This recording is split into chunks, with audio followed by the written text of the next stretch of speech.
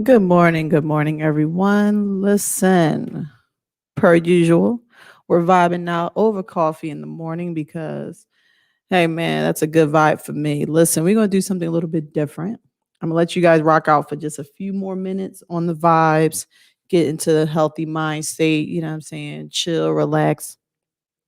Because the truth of the matter is, we're going to do something different. I had already put up the,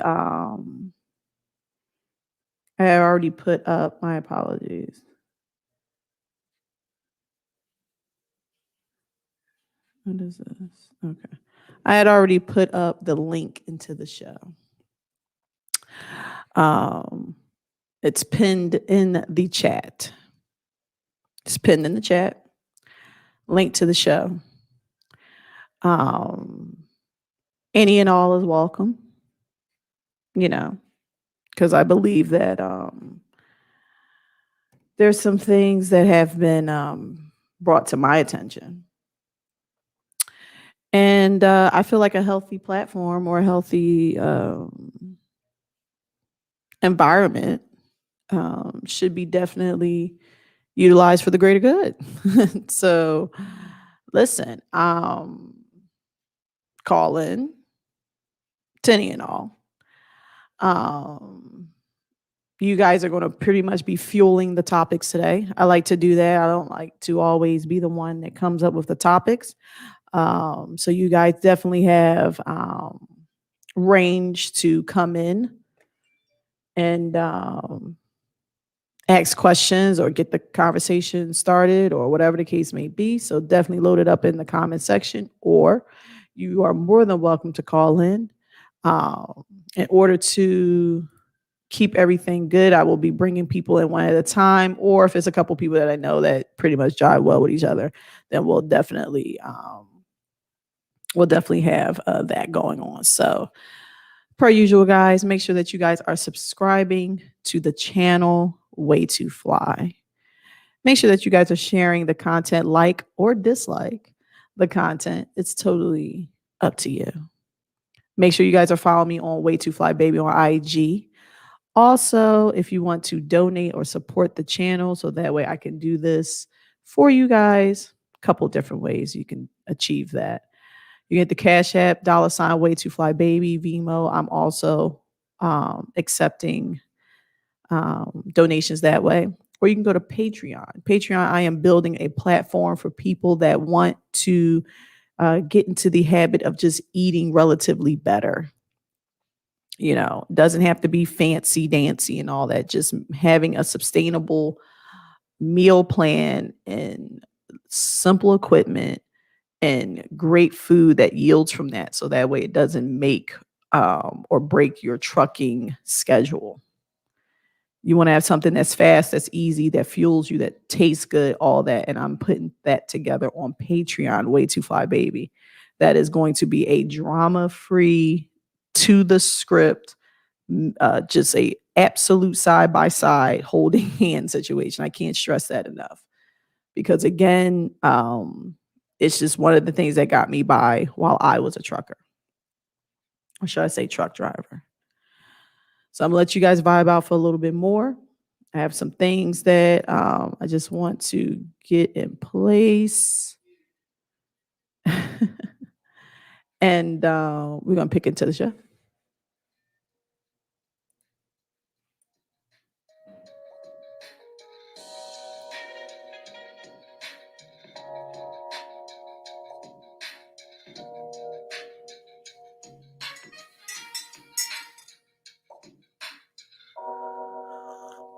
Mm.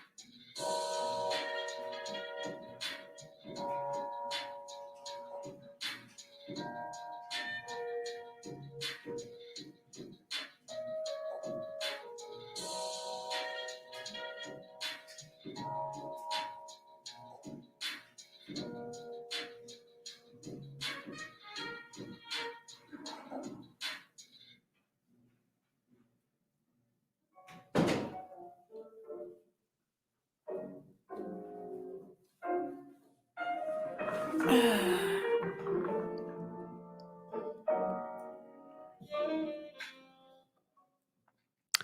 morning, good morning, good morning. Welcome to the Morning Vibes Over Coffee show. This feels awesome, me doing this. I swear I can't get enough of doing this every day. I feel like I'm supposed to be doing. I feel like I found my calling in this.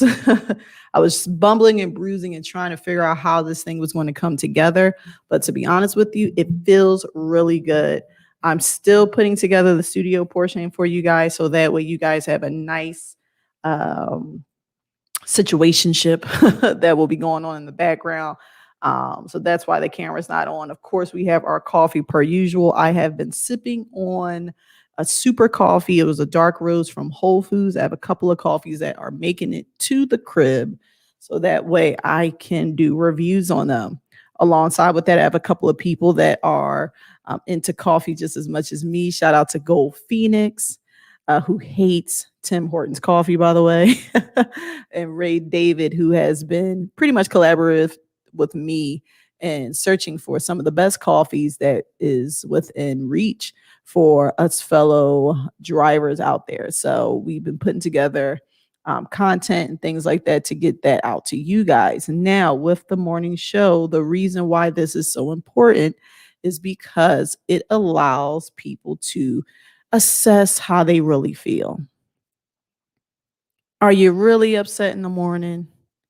Are you really happy as you think you are? Well, take some time, take 10 minutes to yourself and really assess over some coffee. You may not be as mad as you think. You may not think that you're, going through a lot. Or maybe you are going through a lot, but take the time you need to assess. And that's what the whole ideal is of the coffee talks. The coffee talks allows you to assess how you really feel. I put the one second. I put the link into the chat because of two reasons. One of them being, check this out. We can talk about any and everything. I've learned that there's a lot of people that think that they have something to say. It's not for me to decide if it's valuable or not. It's just people think that they have something to say. And when they are called to rise to the occasion, they do not. So that's one fold. I don't want it to be where people think that this is a show that can't take the good with the bad, because I don't live in that headspace. I don't live as if, all good things don't come to an end. I don't live like that. I live in an appreciative state. Every day, I'm appreciative of the fact that I'm able to start it over again, God willing. So I take the good with the bad and the indifferent. It is what to be truly human is. So all I want it to be crystalline clear that, yes, I'm cool. I'm nice. I have all those attributes, but don't think for a second, and I do mean for a second, that it can't go left, because that's how life is. I am a direct representation of the reality of life. It could be nice, sweet, roses, all that. But if it is called upon for me to make swift, quick, logical decisions, it is without any consequence, without question.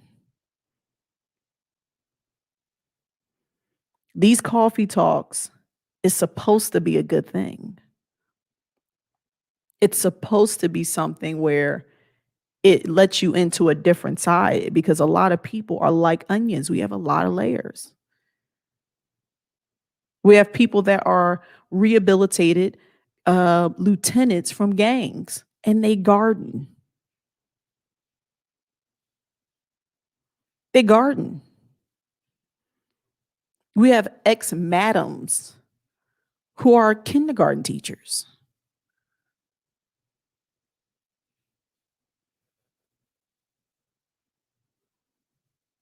They don't live in la la land. They just live in the moment. They live in the now.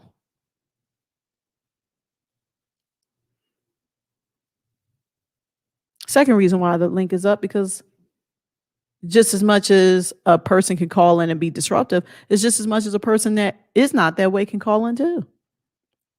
We can have a conversation. We can talk about whatever you want to talk about. I just want both parties to know that you're both welcome here, because that's how life is. I can't create I can create an airtight situation by creating paywalls and different things like that, but I'm not that I'm not that anal, basically. I don't care if someone wants to call over here and there. Really? It might be the best thing that happened to them. They call over and stuff, and they may have an issue, whatever the case may be. And then once we have a conversation or can talk about it or so, they might just have a completely different perspectives. And that I'm cool with that. But I don't want it to be where, it's this gun ho thing about tearing this down, because let me tell you something, you ain't gonna be able to do it. That's just not an option. As long as breath is in my body.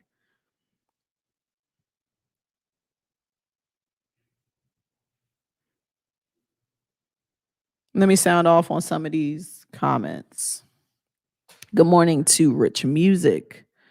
Rich Music looks like he's starting to get into the lives. I seen a what's it called? What is it called? A test live, like a live test that you have. So I'm interested to see how he's going to bring in the beginning to the end. But good morning to Rich Music.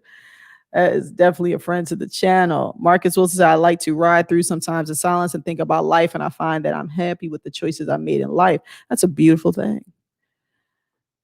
That's a beautiful thing, to be self-aware and self-preserved in a way, to understand your blessings and your choices in life. Sherelle, I'm waiting on you, baby. That's why I put the link in the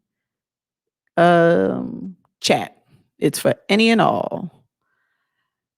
So you guys come in accordingly. Take a sip of my coffee.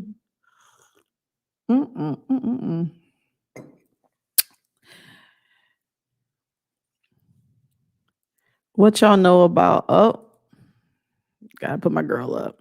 What y'all know about this exotic coffee called Midnight Brew from the Dunkin' Donuts and Petro? The struggle is real. It's funny. I can say that I don't miss nothing about no coffee, no nothing from none of them truck stops. I said it. I don't care who upset. I'll miss none of that stuff. If I can help it, I'll never go back out there. Let me tell you something. Do you know how happy I was when I drove into into the car portion of a travel center? Oh my God, yo. You talk about somebody. I mean, I could cry thinking about it. Like, I literally, that's how bad I was in the beginning. I drove into a TA when we were driving back, and I drove right on the back where the trucks were going. And we looked at each other. We was like, psh, why'd you do that? I was like, man. It was crazy, yo. I just died laughing thinking about it. I was like, we have to what is it, go through rehabilitation. Go through rehabilitation. They treat us so bad, man. They treat the truckers so bad. Oh, like, it makes no sense for us to have that type of stuff given to us. Like, we move the country. Why are we doing this? Why I mean, I feel like at the end of the day, a trucker should be revered just like a police officer. Like, they should get free food, free coffee, free showers. Like, straight up. I don't even get why it's not like that. But it is what it is. Let's see. You ain't lying to if I instinctively drive my car. I know, right? I mean, to be honest with you, holding your CDL makes you a better driver. It's because it's habit forming. It's habit forming. So what's happening is that you instinctively is just going to be conscious of your surroundings. You're going to drive the speed limit. You're just going to do that because I mean you ain't going to compromise that CDL. Because the beautiful thing about that CDL, that's like the Willy Wonka golden ticket. You can always get back in the seat, long as you got a clear medical certificate and your joint is clean. Oh, let something happen in life. You hop right back in the seat. That's why I never understood the whole. I don't get the whole. Oh, I'm an owner op. I'm better than you, or I'm this. I'm that. What are you talking about? What are you talking about? You gotta take the medical certificate to let your neck, let a chick neck be just as big as some of these men out here. You gonna have to do the sleep apnea too. Let you can't climb up. Let you be gone enough where you have to go through that the jobs physical test, like climbing into the trailer and stuff like that. Jobs make you do that. They make you go through a whole, situate like a little quasi road test type of situation. Go in and fail that. So you got to stay on your toes. Having a CDL is an absolute luxury. It's a privilege. It's not a right. It's not something that you're supposed to have. It can be taken away from you if you don't hone your craft, if you don't keep at it, if you don't give it the respect that it deserves. It can be gone just like that.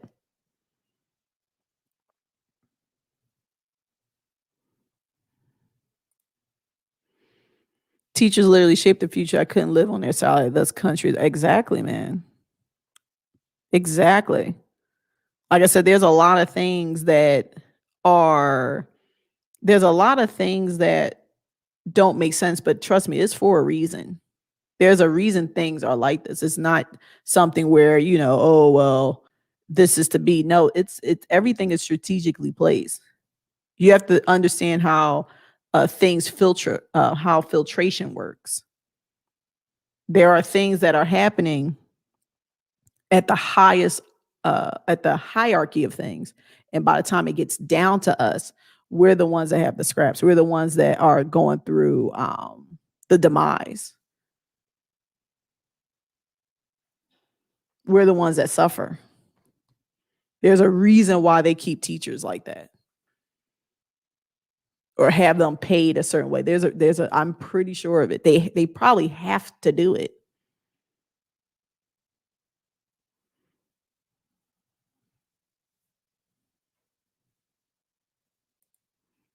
Don't get a far roll on your neck. You're gonna be like, I'm not messing with Reese today. So we have Sherelle in the stream. I'm gonna go ahead and bring her in so she can open up and start off with the question that she would like to get into. Good morning, Sherelle. Good morning. Good morning. One Can second, you my hear bad. me? Make sure everyone can hear you. Oops. I'll be forgetting I'll be having my background music in the back. Sherelle? Yeah, y'all can hear me? Yeah, we can hear you. What's going on? Okay, good morning. So my question was, because me and my cousin had an argument, and like he's my favorite cousin, he'll get over it. But Mm-hmm. we kind of got really heated with the same sign because we was Mm-hmm. having a conversation about can people underachieve in life, overachieve in life, or just be achieving? Is there like a level? Because he doesn't believe there's a level to underachieving. He feels as if you set goals, if you never set your life up to do anything in life, then basically you can't ever underachieve because you never had goals. I feel that life already comes with things set in place that you should achieve throughout life. And some things are hit and miss. Some things we don't get, some things we do get. So I feel like sometimes we can underachieve, sometimes we can just be regular, moving steady in life, achieving at a regular pace. And I feel like some people have a work ethic to where they overachieve in life. So what I was trying to explain to him is like the basis of things is when we enter adulthood, the first thing that we are supposed to achieve what society would say that we're supposed to achieve in adulthood is graduation, right? You graduate from high school, you get the high school diploma. Now, the second step would be just a little different because some people get trades, some people get like go to college. But basically, when you step into adulthood, your next step is to get you a source of income so that you'll be able to provide for yourself. From that income, you continue to grow and learn and just become a well shaped individual. And you get a license, a driver's license. That's an accomplishment to get a car so you can move around and be more flexible where you work at.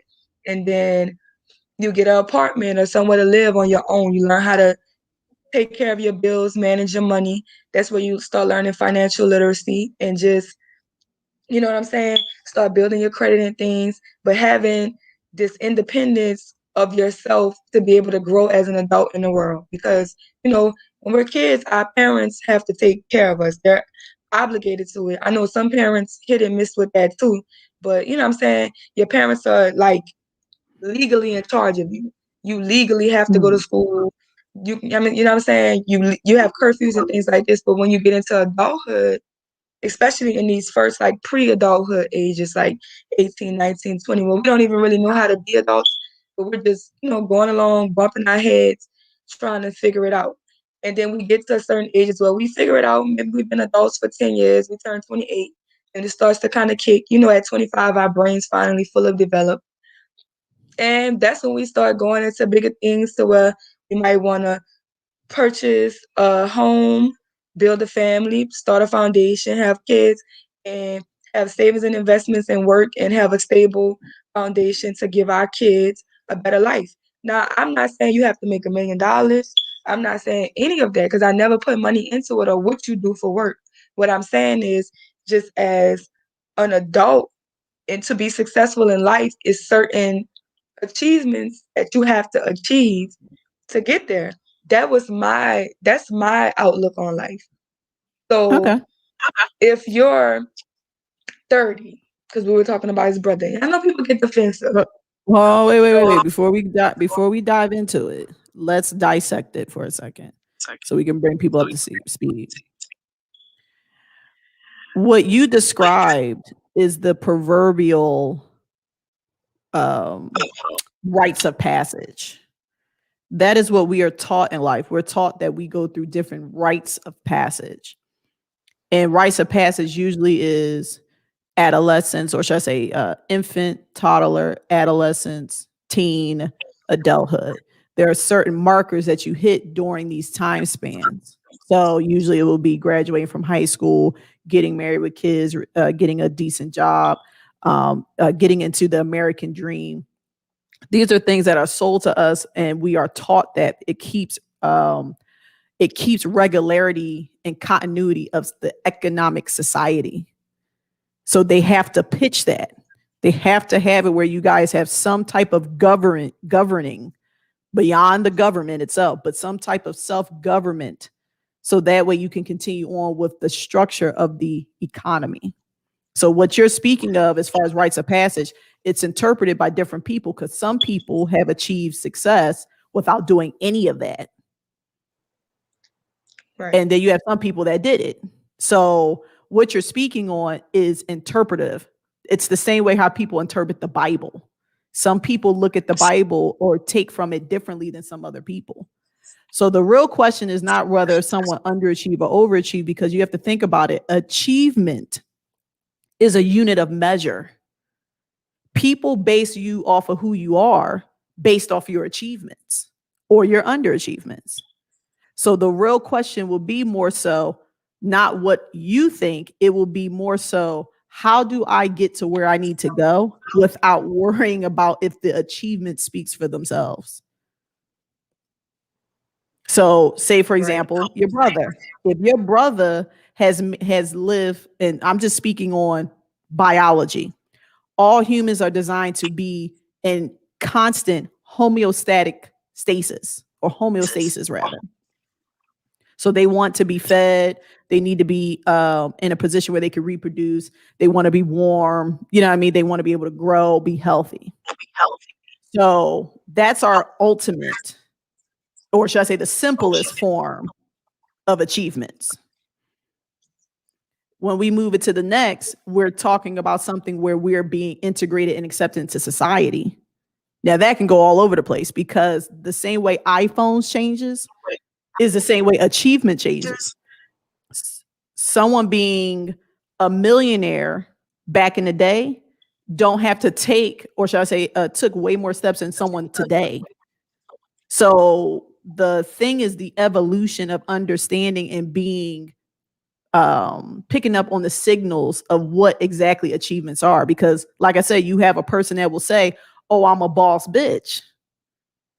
And they don't have anything that will be replicated as a boss. They can't,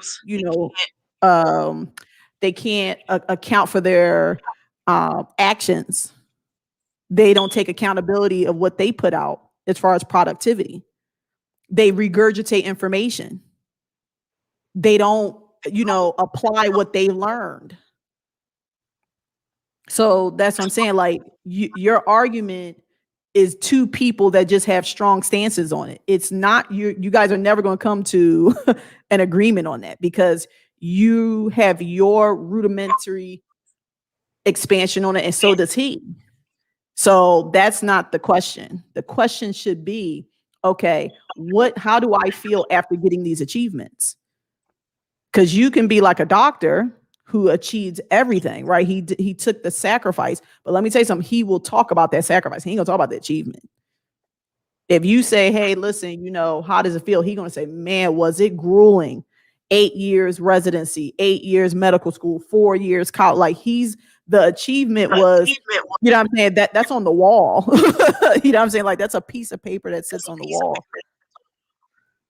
So those are the things that, as you get older, and that's another thing. If I had to say, you should be in the mindset of more listening than taking, or should I say, you should be more into the taking in stage and application. When I was your age, I didn't really have much to say. I was more listening and, trying to figure out because I hit a wall around like 25, 26. You start to realize like, wait a minute, something's off. It's an instinctual thing. It's like, wait, something's off. I don't know why I feel like it's almost like a midlife crisis, but for young people. It's like, why? Because you see your peers and you see that they achieved and done things, and you're like sitting there like, whoa, wait a minute, something's off. And it's the same. Let me tell you something. All things are relative.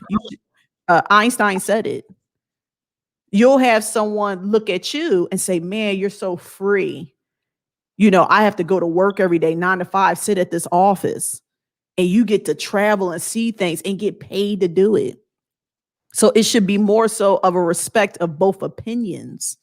That is how we move forward. That is how we can say, okay, well, you're a bum. Like I said, like I tell people, I told my aunt, because she's like a professional bum. That's what I call it. You're a professional bum because you have made it through life proverbially on the backs of others, and you're alive, fed, like look nice, all that. I said, to me, that's an achievement. You have ducked the system, you've navigated, you have the respect of a regular person that goes to work. I think that's an awesome achievement. I don't know how you did it. I know I couldn't get away with it. So I learned to respect the differences opposed to me trying to change or try to put the ideology out for other people to be on board with me. So I hope that kind of broke that down a little bit. Yeah, I understand what you're saying. And that's kind of closer to the lines of what he was saying. Closer, but we was angry, so we was definitely saying in different ways. Because but that's what I'm saying. I mean, the thing is this. The thing about learning or being open-minded, it's only you building your weaponry and building your arsenal in life. In life, we take certain things and we put it in our pocket, right? And we say, okay, I like what that was said. You may say, okay, I didn't like that, but that's not the issue. The issue is that, you have me on speakerphone? Let me I know you're on the change my thing. Oh, okay. Hold on. Let me change the thing then so I can get you off the thing. There you go. Is that better? Yeah, that's better. The thing that is apparent is us seeking validation for things. Like I said, we can be overachievers, underachievers. Who does that matter most to? It should be with you.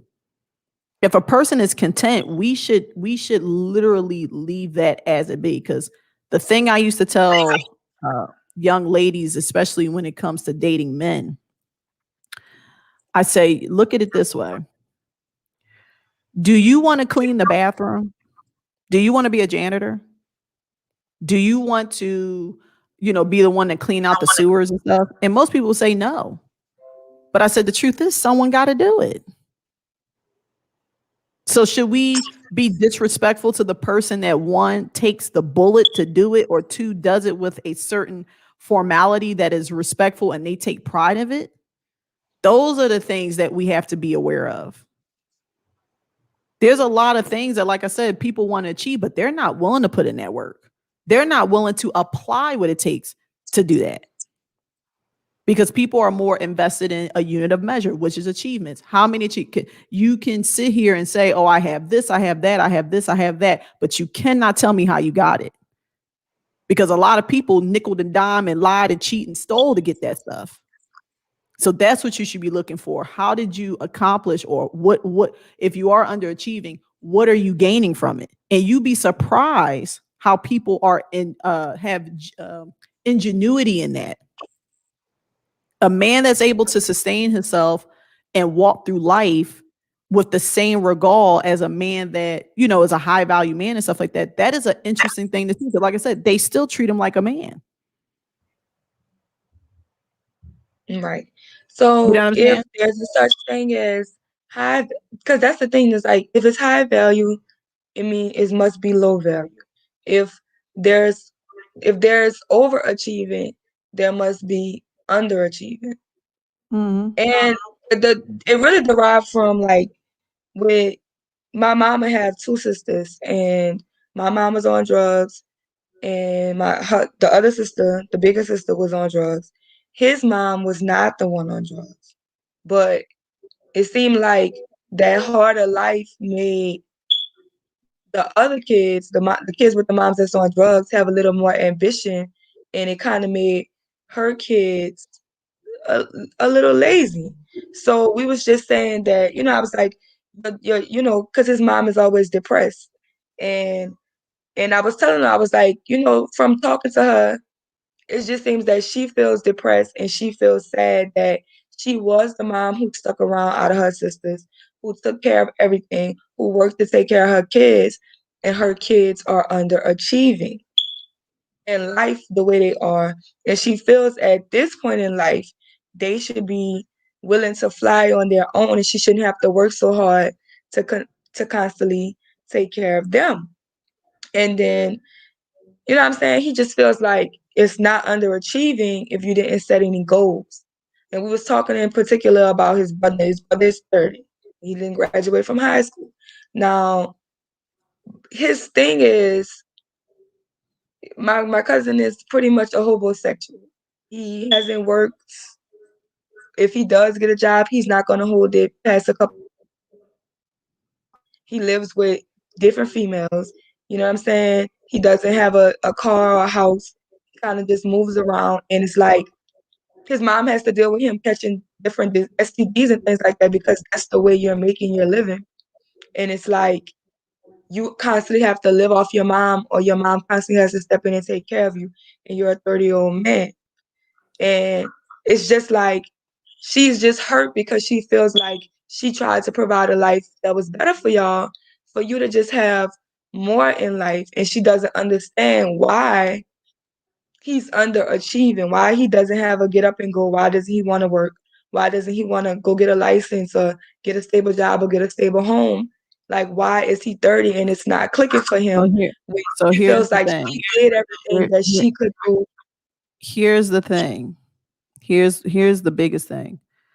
The first thing is we come into this world by ourselves. We relatively walk by ourselves. All of our actions come from our mental state and from our heart. The decisions we make, everything. And then we go out by ourselves. The role of a mother or father, right? It's Mhm. the love is everlasting.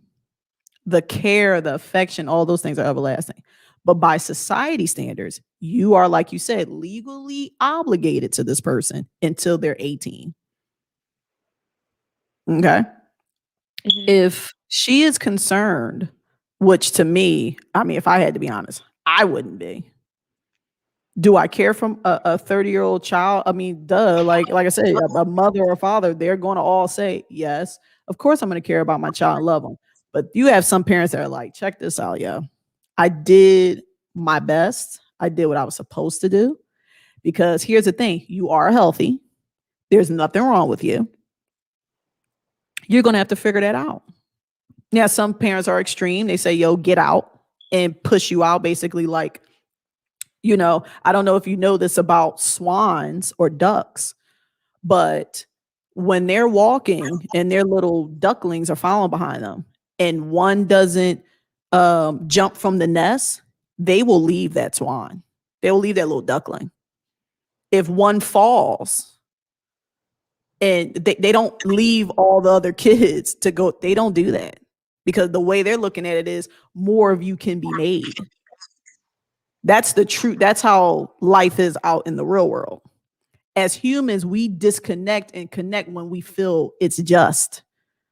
So she, as a mother, like I said, and that's another thing, we should not even try to quantify what a person goes through, especially if we don't know. But the least that we can do is have a neutral standpoint. The thing I'm listening to, he's 30 years old. He's doing something successfully. He's able to be 30 and have people care about him enough to still support him, even though all of y'all believe that he could be doing more. To me, that's successful. He duped y'all because it couldn't be me. I'm not held to that standard. I have to go and produce. I have to provide for myself. So someone like me, I can't understand it. So therefore I don't indulge in it.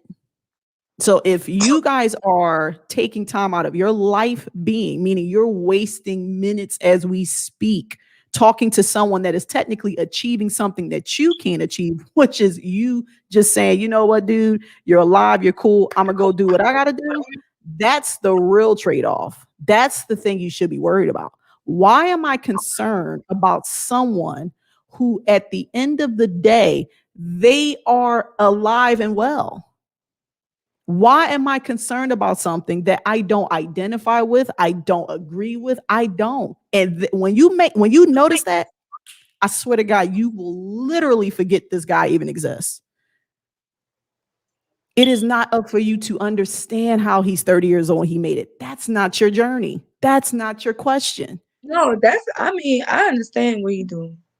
I No, was no, you explaining to don't get it. him No, no, no, why no, his mother. Sherelle, I can assure you, you don't. You know how I know you don't? Because you're not 30 years old doing it.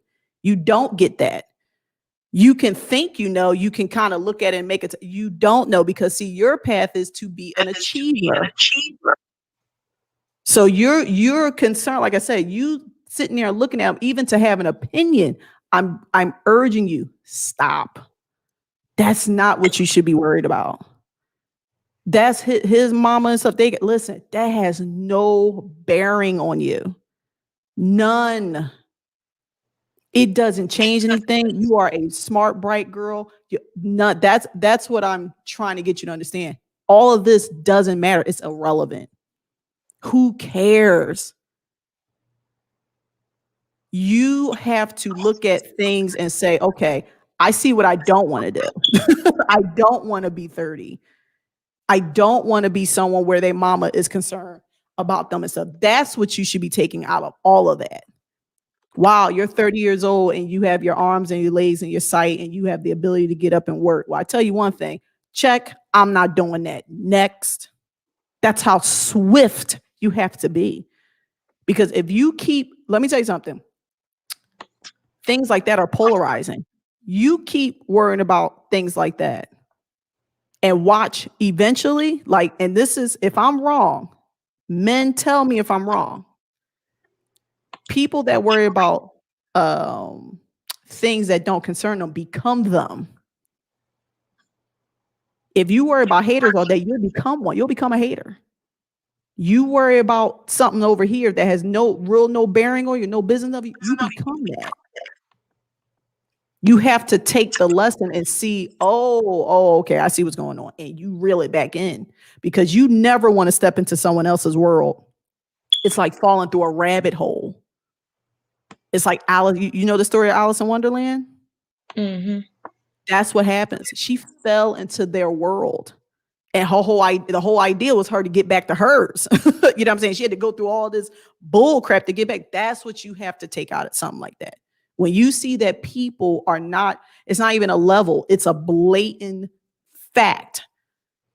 You are a CDL holder, you have your own place, you're doing your own thing. You should not even fraternize with someone that is older than you, that is not even close to the achievements that you have. Right now, we don't talk, me and him. I was having a conversation with his younger brother. Well, listen, Um, you shouldn't be talking about it. You shouldn't listen. You should not even be discussing that. I'm telling you this wholeheartedly. You shouldn't even be discussing it. That is not it. Not only is it not your business, it doesn't. It holds no bearing in your life. None. You shouldn't discuss it. You when the younger brother call, hey, is he still alive? Great. All right. What's going on with you? Well, wait, I want to talk about him. Nah, I have no time for that. But I want to talk about what's positive with you. You got anything positive going on? No? Oh, okay. Well, time's up. Gotta go. You right. do that for 6 months straight and watch Now, and watch the difference of opinion you have. another objective he used was argument he used was that long as people take a bath, go to sleep at nighttime, wake up, eat, go to sleep at nighttime, Mhm. everybody's pretty much the same. And I don't Yeah. feel like that. So basically, he was just saying like, what's the difference No, between that's me and true. Jimmy? Whoa. Hold on, wait, Sherelle. That is true. Because that what I he's don't agree with speaking of biology. He's saying if you're clean, you're healthy. You know what I'm saying? If you are able to sleep in peace, your mental stability resets and you're able to get up. So that part is true. That's what he was trying to tell you. Like the basics of life are the things that we're not concerned about. That's why people are going back to minimalism and living simpler lives because things are so complicated and wayward that it puts stress on the body. It puts stress on the mind. So what he's saying is if you just have a place to stay and stuff like that and things like that, those are luxuries that a lot of people actually don't have. And sometimes people don't want to disrupt that. Sometimes people don't want to throw off the balance in that. Like they're like, whoo, like he might be 30 years old, right? And that might be all he lives for. And if he is technically happy, I mean, who are we to say that he's wrong? right. I He ain't just, hurting I just nobody, don't. right? Is he hurting people? Yeah, Who is he hurting? people that he's giving diseases to. Well, then again, But in the that long run, in the long but, run, in the here's the long run. thing: if he's doing that, that's his path.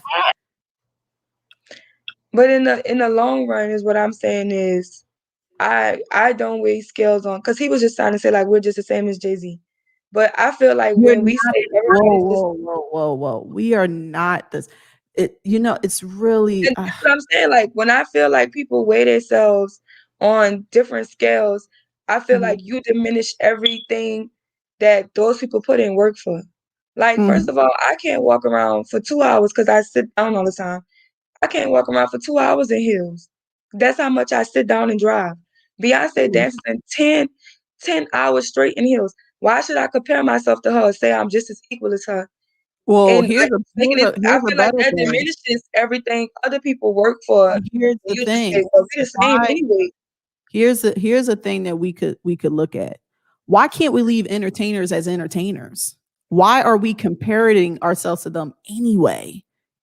The only people that should compare entertainers to themselves is people that are trying to be entertainers themselves. It's just like people that used to mimic Duke Ellington or actors and things like that because they want to be that. Like you're trying to achieve, you know, what Jay-Z has done, meaning you are coming into the rap industry, you're going to utilize the formula in which he used. Anyone outside of that, it's asinine. Why even live it? Why do that? And that's what I'm saying. So what I'm saying is, why do that? But even if it's not that, I just say there's things in life, regular life, you be able to take care of yourself. That's just simple. It doesn't matter what scale you take care of yourself. Just take care of yourself. It When does. you Yes. go through life and you have to Mhm. put yourself in awkward positions because you're an able-bodied person not willing to take care of yourself, you make things harder. And my thing is like they'll just diminish me like, oh well, Sherelle, anybody could get a CDL. And he can go get a CDL and then and everything will be changed. And it's like, it's not, first of all, let's get this clear. He abuses drugs. Second of all, he doesn't even have a regular license. It's not anything that you can walk into. And when I got Um, this, I told everybody to come do it. I never wanted to. This but ain't no Sherelle, secret to hold out from anybody. But then I feel like now you're diminishing what I have. I don't. I can't smoke weed every day. I can't pop pills. I can't do that. Not if I want the career that I have. I do have to make a certain sacrifices that I do have to make. I did have to go to school. School was $4,000. It's not just something that you can just jump up and do. so You have why to have it. do you know why you feel the need to do this? Because you're talking to people that cannot understand it from your perspective. So you're wasting your time. See, what again, you are your own sadist at this point. You're the one that's bringing this. That you're the only catalyst. You're the common denominator in this. It's you. It ain't nobody else. I wish I would go toe to toe with someone that is not, dude, you're not going to tell. First of all, here's the thing. It's not for me to say that that person can't stop. He can detox off of drugs. He could probably cut his hair low enough where he can beat the hair follicle test. He can go get his license, wait 6 months, go get a CDL. That can be done. So it's not for me to say it can't be. I'm not saying it can't be done. What I'm What I saying will is say, the mhm. state that you are in is the state that you are in. I Yeah, but can't see, I I don't. can't But just because somebody oh, says you live in Houston. I'm telling you what the issue is. You are far well too invested in what you think people should be doing. You're way too invested in that. You, you. What's easier is to accept people for who they are. That's a way better charge in life. You can accept, listen, this is who you are. I don't love you any less or like you, none of that. But it holds no bearing. Like I said, it's not you cannot tell someone what to do unless that's your child I'm born the not age of telling them years. what to do. I And I'm know, not but saying that I don't accept them for who they are. What I'm saying is if I can accept you for who you are, that's what you are. But you okay. So are what then you are. why I'm so not why saying would that's y'all have an all art? So wait. So why would you have an argument about it? If he because called, huh? look, this is what we're gonna role play this. I'm gonna role play this, right? I'm gonna be you, you be the cousin. You step in his shoes and because you remember the conversation, I'm gonna be you. You ready? Okay.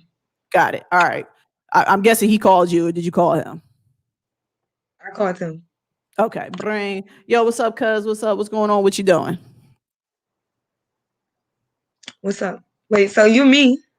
I'm you. You're gonna be reenacting his part in the conversation, what he was talking Oh, about. Okay, oh, go ahead. what's up? Shit, nothing. Chilling. I'm back Okay. to work. I'm back to work and everything or Mm-hmm. whatever. Feeling better. Oh, I called him because he had COVID. oh, okay. All right, cool. So you good? I mean, you straight and stuff. You back to work. That's good to hear. What's going on? What catch me up?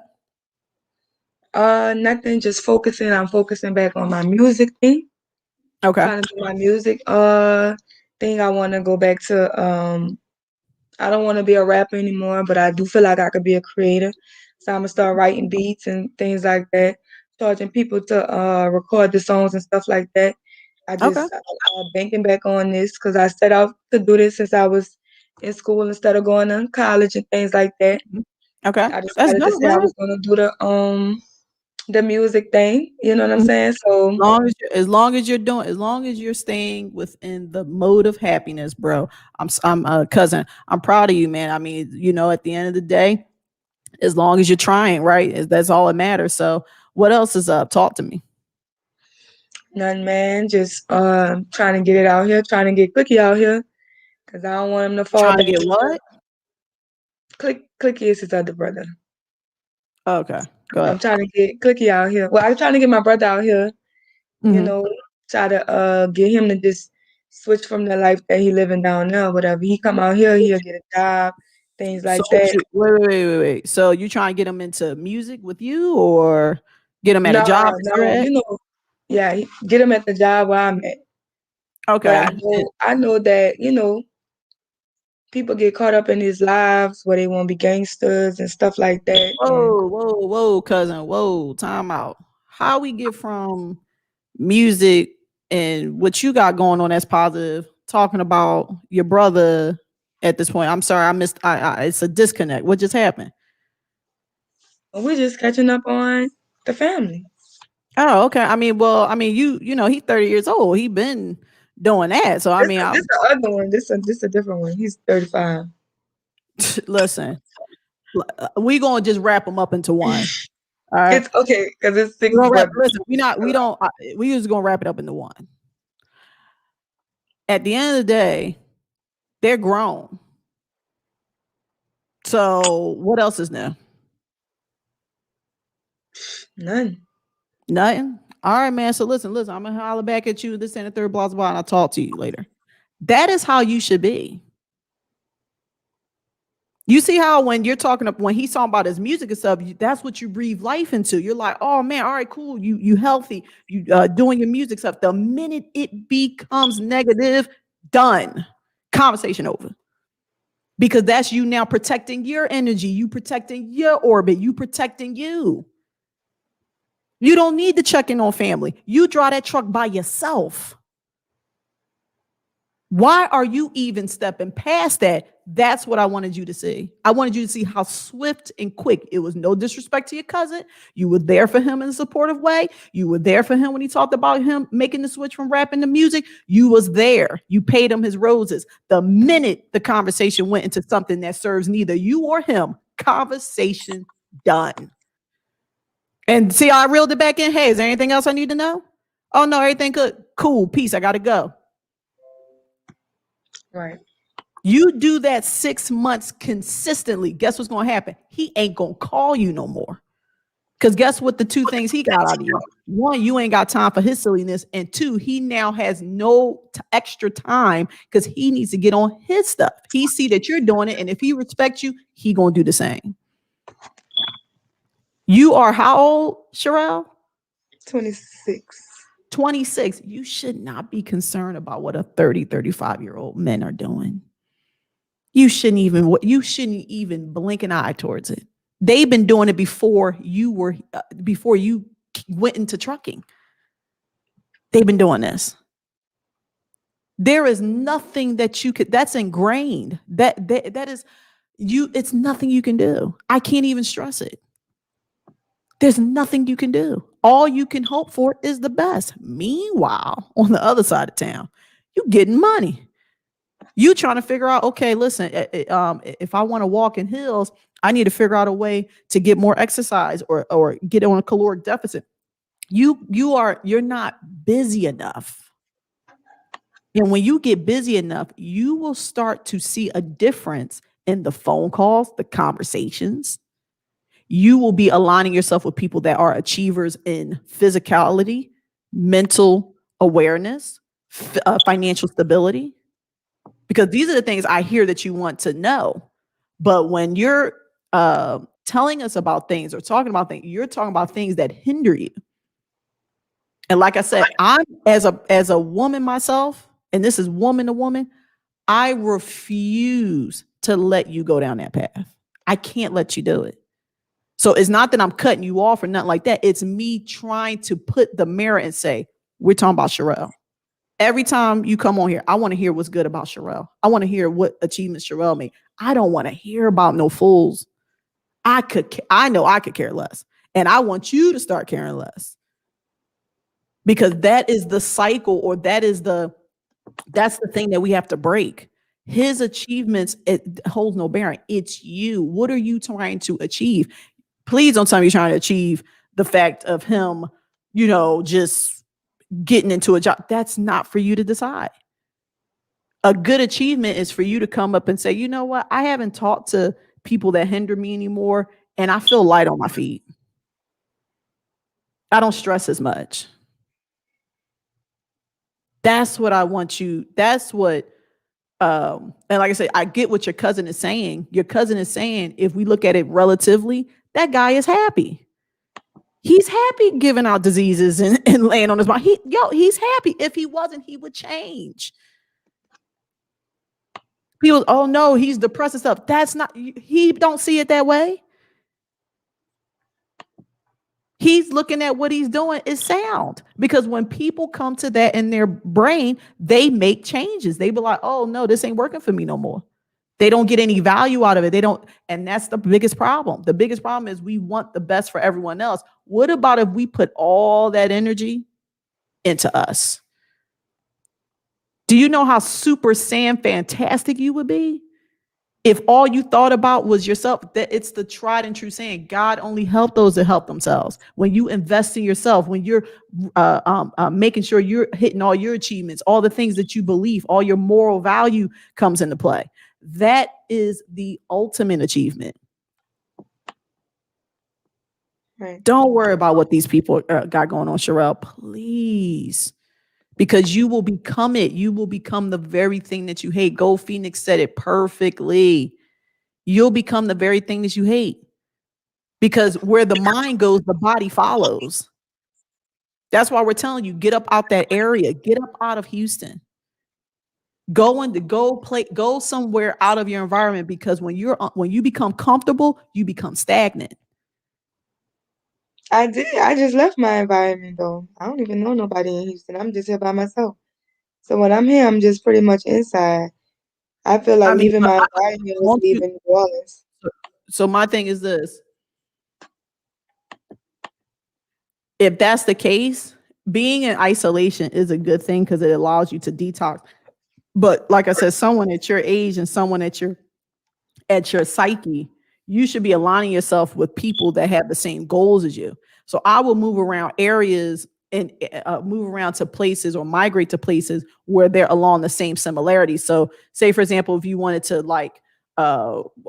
walk outside more and you want to eat, better foods and stuff like that, I would move into those areas because it's really your environment that creates a synergy for you to thrive. So if you're in Houston where you feel like you got to just go straight home and stay home and be isolated home, that may not be a good place for you to thrive. You might just say, you know what, let me go to a place where it's relatively safe, or, if I walk to the store, what I'm saying, I get a breath of fresh air and I see squirrels swinging, singing in the trees and stuff. You know what I'm saying? Like, that's what I'm saying. It's like the environment in which you're in is a direct relativity to how you feel. Because like I said, if you wasn't feeling isolated, you wouldn't be talking to these people. If you were in a better environment where you can get to know new people and hear a fresh perspective on life, or hear difference of opinions and things like that, and it piques your curiosity, you wouldn't be answering these type of phone calls. You would answer them or text them, hey man, I hope you're doing good, stuff like that. Bye. Like, because now you're investing in you.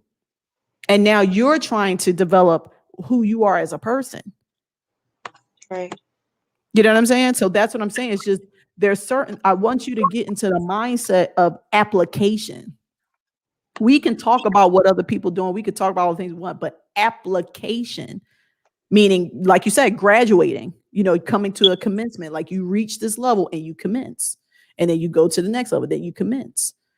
And it's not really a goal oriented thing. It's what you said, which makes sense. It's like your body propels you that way.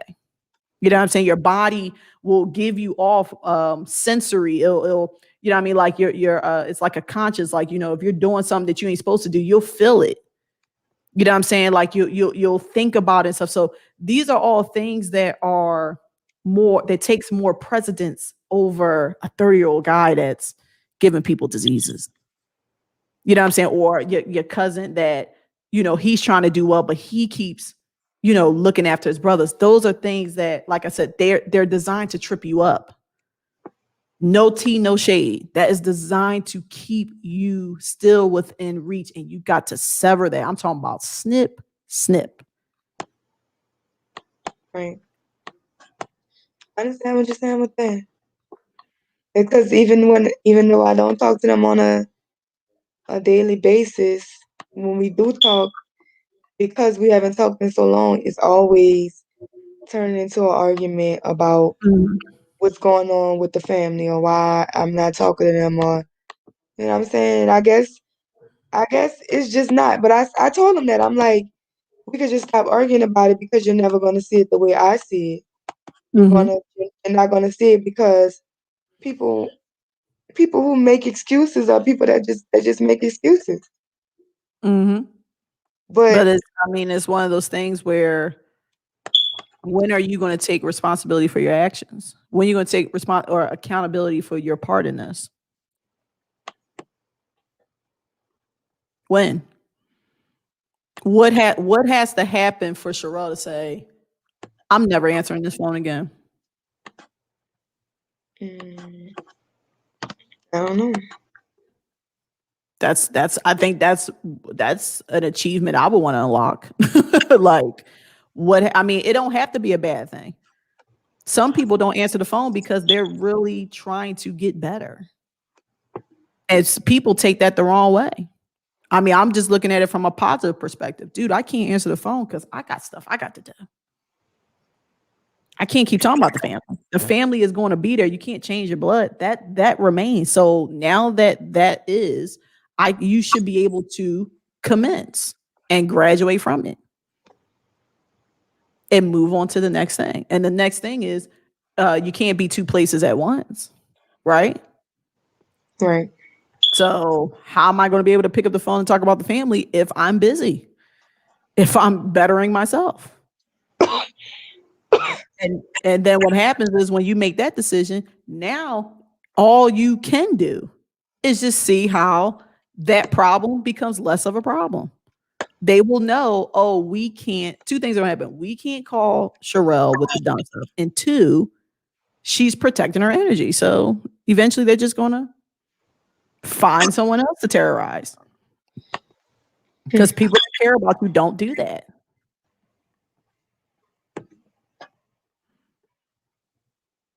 Do your dad call you and terrorize you? Like, do your dad call you and pick fights with you? Mm-mm. That's a person that cares about you. He doesn't need to call you to pick no fight. He knows that he raised you to stand on your own feet. He did the best he could. He loves you. If you call him, he will answer, but he does not think for a second that he needs to disrupt what you got. You're grown. You got to find your way. This is what he hopes. He hopes that you have enough sense to call him first if things got real hairy. That's what he hopes. Like, I hope that my baby know that if anything was to happen to her, as far as a direct threat to her life or situation, to call me, because he loves you unconditionally. Everything else, you got to find, he's just an arm's reach. He's a phone call away. And that's why he doesn't disturb you, because that's a person that cares about you. They're rooting for you to grow, but he can't, you left the nest. So you got to find your way. Those are the people that you should be expecting phone calls from. I love having those type of phone calls from people that call me, whether I ain't talked to you in a year or 10 years, but when you call, it's so refreshing. It's like, oh man, what's going on with you? Really, that happened? That's what's up. And you just, it keeps your morale. It keeps you having that foundation of family. But the rest of those people, Come on. Right. And I don't know how you're not tired of it. If I seen someone that I know is just not for me, I roll my eyes. I'm like, here we go. Here we go. Calling me I know how the conversation is gonna go. And I just, like I said, I stopped answering the phone because I said, you know what? Here's the thing. It's you. I'm sorry, it's me. It's me. I keep doing this to myself. I keep answering so the phone. basically you're saying I'm responsible for the energy that I allow in my life. 1000%. You having an argument with someone that is not you having an argument with someone over nothingness is 1000% your fault. And don't get me wrong, I'm a human being. I do it too. I go back and forth with people like on YouTube and different things like that. But it's how can I put it? It doesn't affect my day, or it doesn't have it where I have to rethink my stance on it. Oh, I stand on my stuff like King Kong. I said what I said, that is it. In my head is law. Like in my, you know what I mean? Like in my mind, I don't bend. So that I can understand from your perspective. Like, it's like, listen, you asked for my opinion, or you know what I mean, you came to me with it, so I'm gonna give you my opinion. I understand that. But be selective in that. Like I said, I can see if you're going back and forth with someone that you're having an actual debate with, not with the stuff that you know for a fact how this is going to go. That's Right. stupid. That's asinine. You know what I mean? Ronnie And Coleman. I think just the thing that made me the angriest, even with Mhm, him just talking about his brothers and things like that, I mhm. just hate when he pokes at the situation of he feels like we feel like because they had the mom that they're supposed to be more successful and things like that or whatever. And we got on the topic of my mom, and I just feel like I love my mom with all my heart, but I mean, I'm gonna call a spade a spade. She wasn't a good mom, and I can still love her. So that's what I was saying. Like, you can still love people and move on and understand that they are what they are. Your brothers are what they are. You can love them, but they are what they are. I mean, I live in Houston. No matter how much I'm mad, until I leave Houston, that's where I'm at. I'm in the state of being that I'm in. So So this is if I'm on drugs, it doesn't mean I can't get off drugs. It doesn't mean I can't leave Houston. It just means that this is the state of being I'm in. And I feel like if people can't even thing. Here's the acknowledge thing. the state of being Here's the they're thing, in, they Sherelle. can't change. Sherelle, here's the thing. And if I'm wrong, people can let me know in the comment section. And I think I even missed that part. Now that you brought it back to my attention, you should anyone that uses something that is a touchy subject for you as a way to get a response out of you, you definitely shouldn't talk to those people. You should not talk to those people. You shouldn't no one should have the liberty to affect you that you don't know. We don't know what dark place you go to when someone brings up your mother. You know what I'm saying? Like, we don't know. No one would know that. Only you know how that affects you. So if anyone crosses that line, you have to disassociate yourself with that because they know that's a button for you. Right. I don't know if the cousin that you got into an argument did that. I don't know if that's like what the case or what that's hinting about. But the fact that it is used as a comparative analysis, you have to leave these people alone. You cannot allow someone to knock you off your square like that. That is not an option. When people call me prostitute, whore, whatever the case may be, that does not knock me off my square. I know who I am as a person. I know I'm not none of those things. I know that I'm a completely, I'm verbally bulletproof at this point in my life. I'm bulletproof. You have to be bulletproof. If people have a slight inclination as to what they know will get you off your square, they will use it. Mama, daddy, everyone's human. Everyone has a pressure point and people will squeeze it. No one should be talking about your mother to you. Nobody, yo. That's a pressure point for you. Nobody should compare what you went through and stuff like that. Nobody. Everyone walks their own life journey. You can't you That's what I'm saying. There's a lot of things that are red flags, so to speak, that you should be paying attention to. That's one of them. Don't talk, yo, man. Check this out. I don't care if I hate my mama too. Don't bring that up to me, yo. Because I'm going to just assume you're an enemy. I'm going to assume you like to see me in pain. I'm going to assume that you get off on me getting upset. So if that's the case, conversation double over. In fact, lose my number.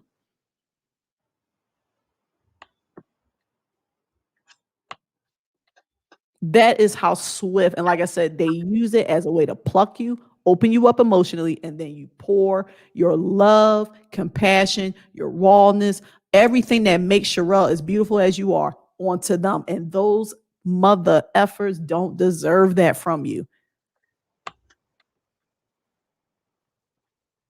That's what I want you to start looking. I want you to look outside of the box. I want you to look at the absolute pattern of what's going on. Not this other stuff. Those are what you call it's how do men say it? It's like it's an optical illusion. Because men do that too. I can only imagine what men go through. Oh man, you used to be you was nothing. I remember when you was a this and that, and it's all optical illusion, bro. Right, like and that's just it makes you mad because I feel like I hate when people throw my CDL in my face like yo, stop playing like I wasn't doing what I've been doing when I was working regular jobs. I live the lifestyle I live because I know how to manage my money. There are people who make more money than me, who spend more money than me, and don't know how to manage it.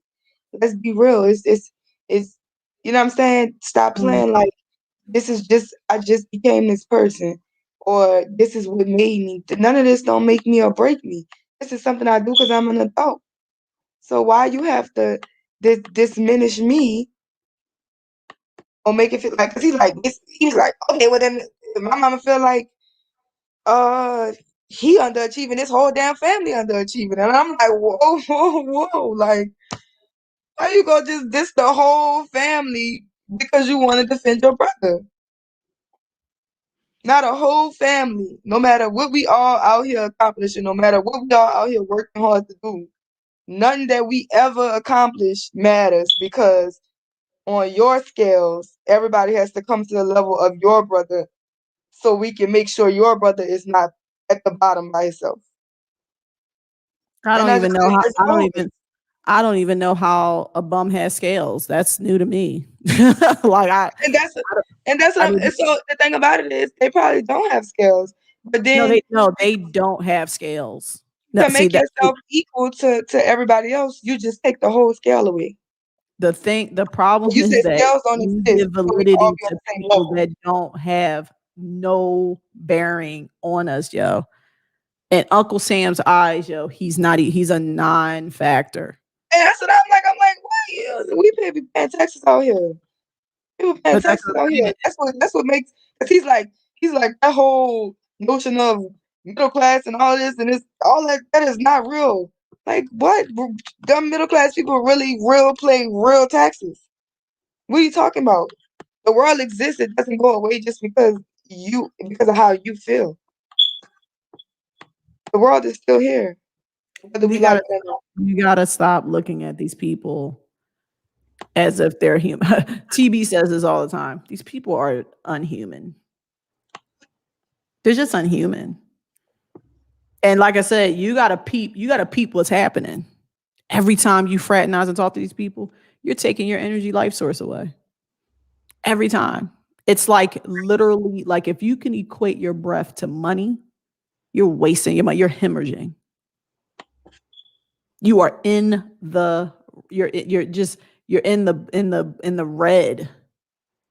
It's just like a negative sign. Every time you try to get through to these people or something or have this conversation, not only are you operating on the lines of insanity, because you keep putting yourself through it. You are trading in your actual life source, your breath, into this. Now, like I said, I'm a human being. I do it too sometimes. Sometimes I just feel like cursing somebody out. It's a flaw. It's a character flaw. What am I going to do about it? But I do not. Let me tell you something. When I feel me starting to deplete, this is over with. Just like that.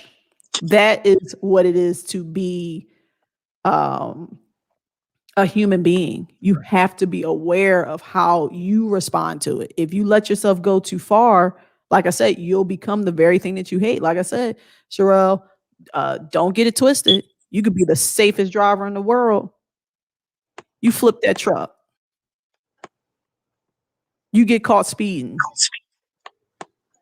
You do something that you're not aware of, or let that stuff fester on your brain. That's a lot of things people don't talk about. How when people call you and stuff like that and it changes your mood, you're not supposed to be driving under distress like that. Right. You're not supposed to be doing that. You're not supposed to go to the truck under distress. You're supposed to be, just cool. You always have to be even killed, because you gotta think driving that machinery technically requires 1,000% of your mental. Yes, I've even had people say, because I tell people feel like when I get on the road, I don't talk to them. And I tell them it's because you text me all the time. And I don't text and drive while I'm in the truck. And they're like, well, when you used to drive cars, you used to do it. And I say it's a different responsibility. And they try to tell me that it's the same. And I be like, mother, with no license is gonna tell me. No, it's not. It ain't the same ticket, it ain't the same responsibilities. You telling me that I'm 80,000 pounds distracted texting you back. Do The these people damage have that I can cause, the a same damage that I CDL? can cause in a car? No, they don't even have a regular license. So then why are you having a conversation with them?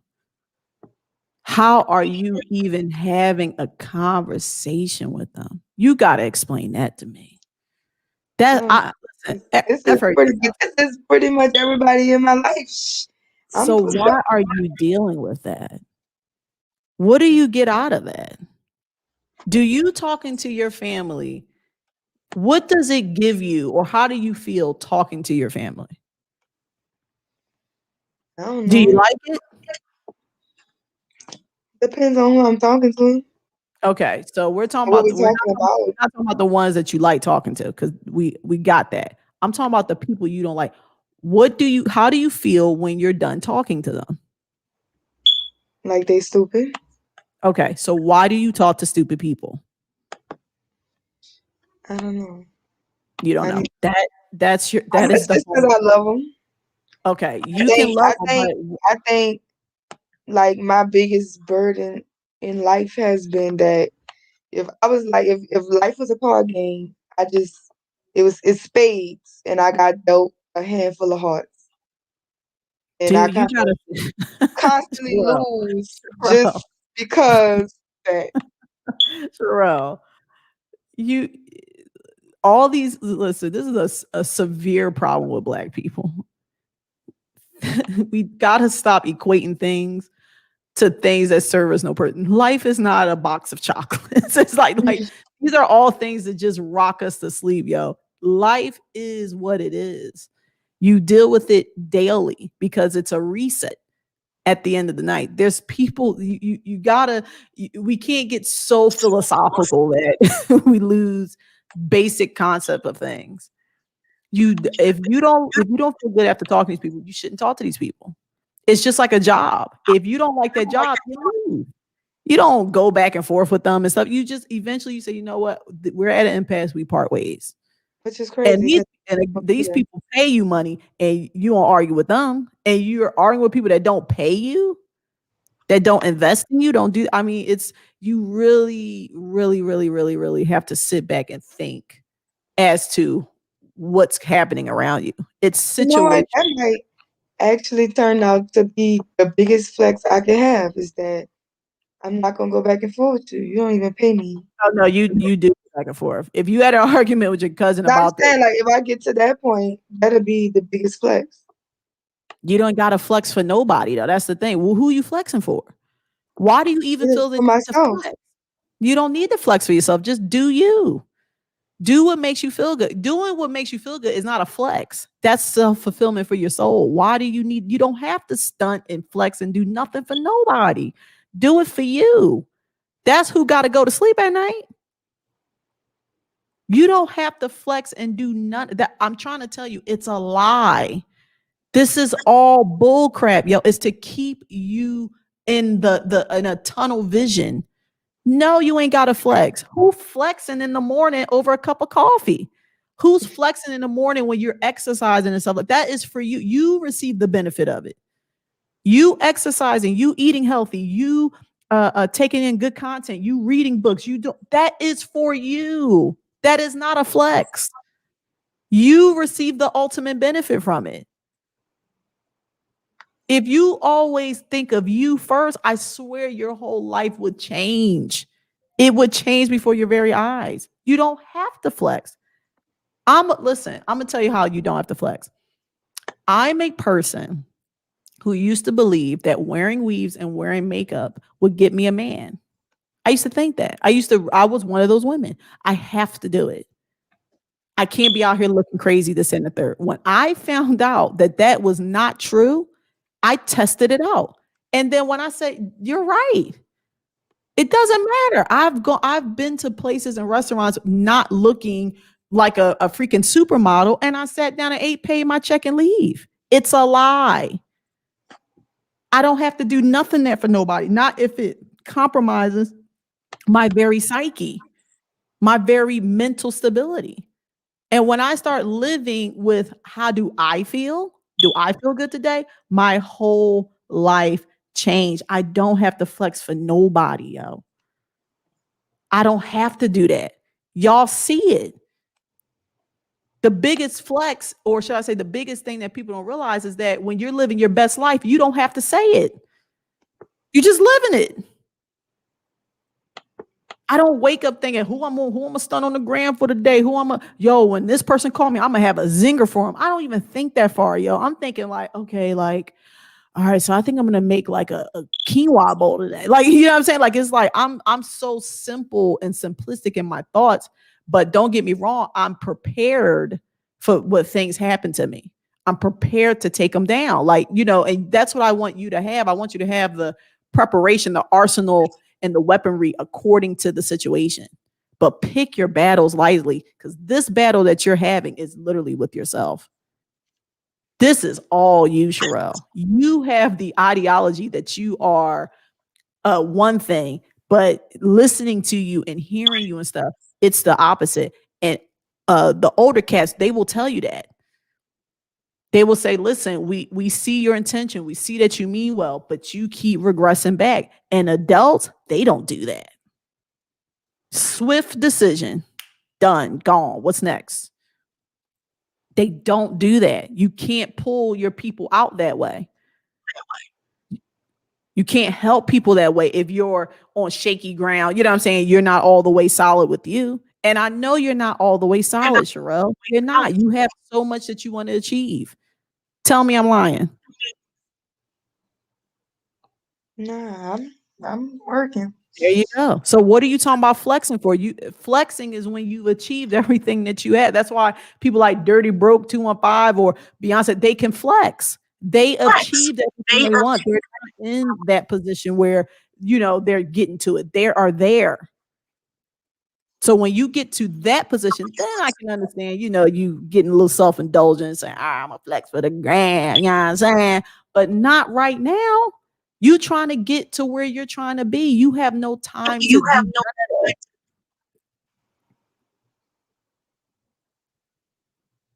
That's what I want you to do. That's why I told you before. And let me tell you something. I said this to you, 4 or 5 days ago? I'm still waiting for a call. I'm still waiting for you to check on me. You didn't even do that.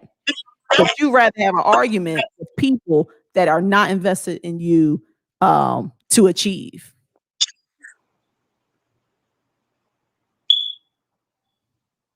You're right.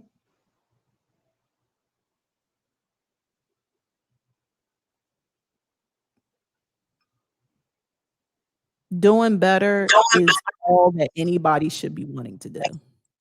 That's the ultimate goal, is to do better because you have the power to do it. That should be the achievement, to do better. And whatever better is to you, it is fine. That's okay. And you hold on to that. No one should be able to take that away from you. What you believe is to be good. Because there's, like I said, you could be like a 30-year-old person that's giving people diseases and stuff like that. It could be that. But that's not for yo, man. That ain't for you. That's not for you to concern with. That's not for you to do, because it's going to just unravel. Like I said, you're here. You're in one space, and the minute, like Gold Phoenix said, watch what's going to happen. You're going to blink, and you're going to be in that same situation. I guarantee it. You may not think it now, but you keep dibbling dabbling on the other side of that fence. We see it all the time. We see people do it all the time. We see people that have good positions in life, and they forfeit it. They forfeit it, or they lose it, or it changes. And guess what? Those people are not as cocky and crazy as they was before. Because all good things come to an end, man. You better be proud of what you got right now. You have an active CDL. You're healthy. You're trying to achieve things. That is the forefront every day you wake up.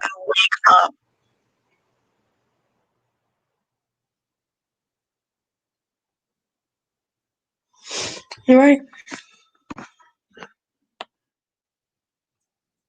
And fuck them cousins. Sorry.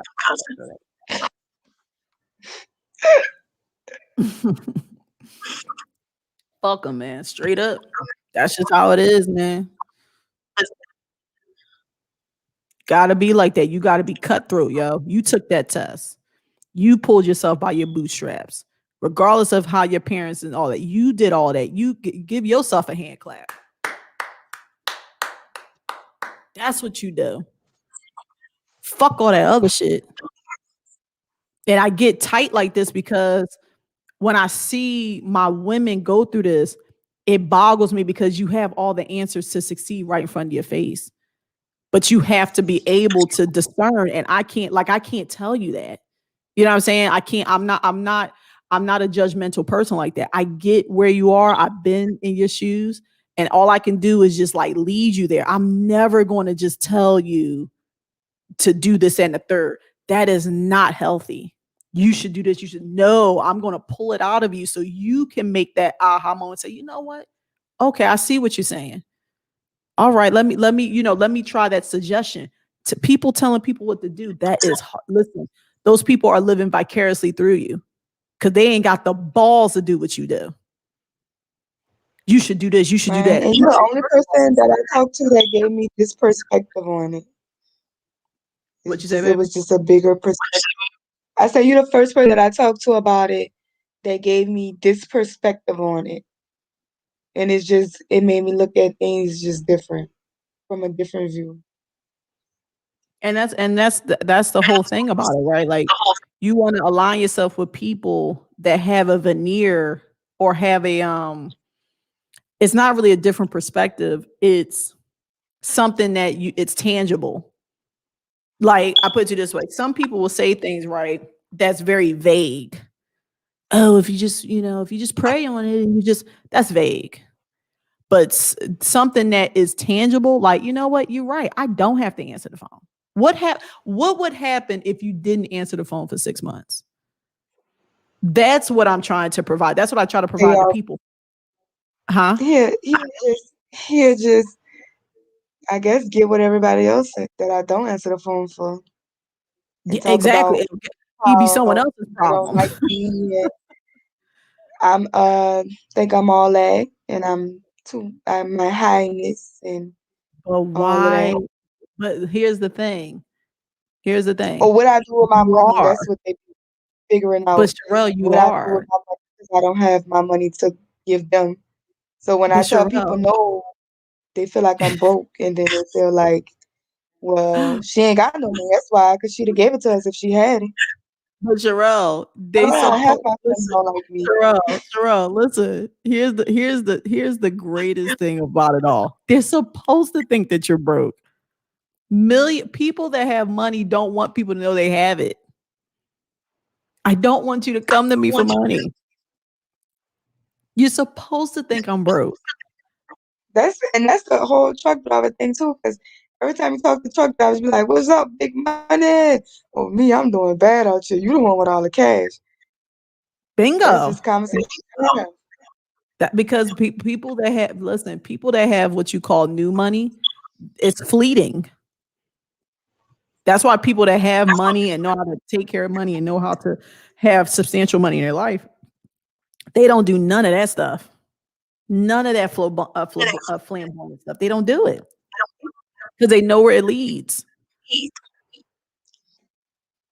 And I Let think them that's think the you're big broke. reason. Because I'm like, even even with just not, I like just like people that try to be like, girl, I got purses, girl, I got shoes that's worth more than that.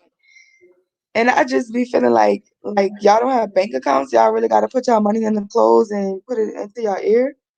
Cause I couldn't imagine having all my money in my hand or in my closet.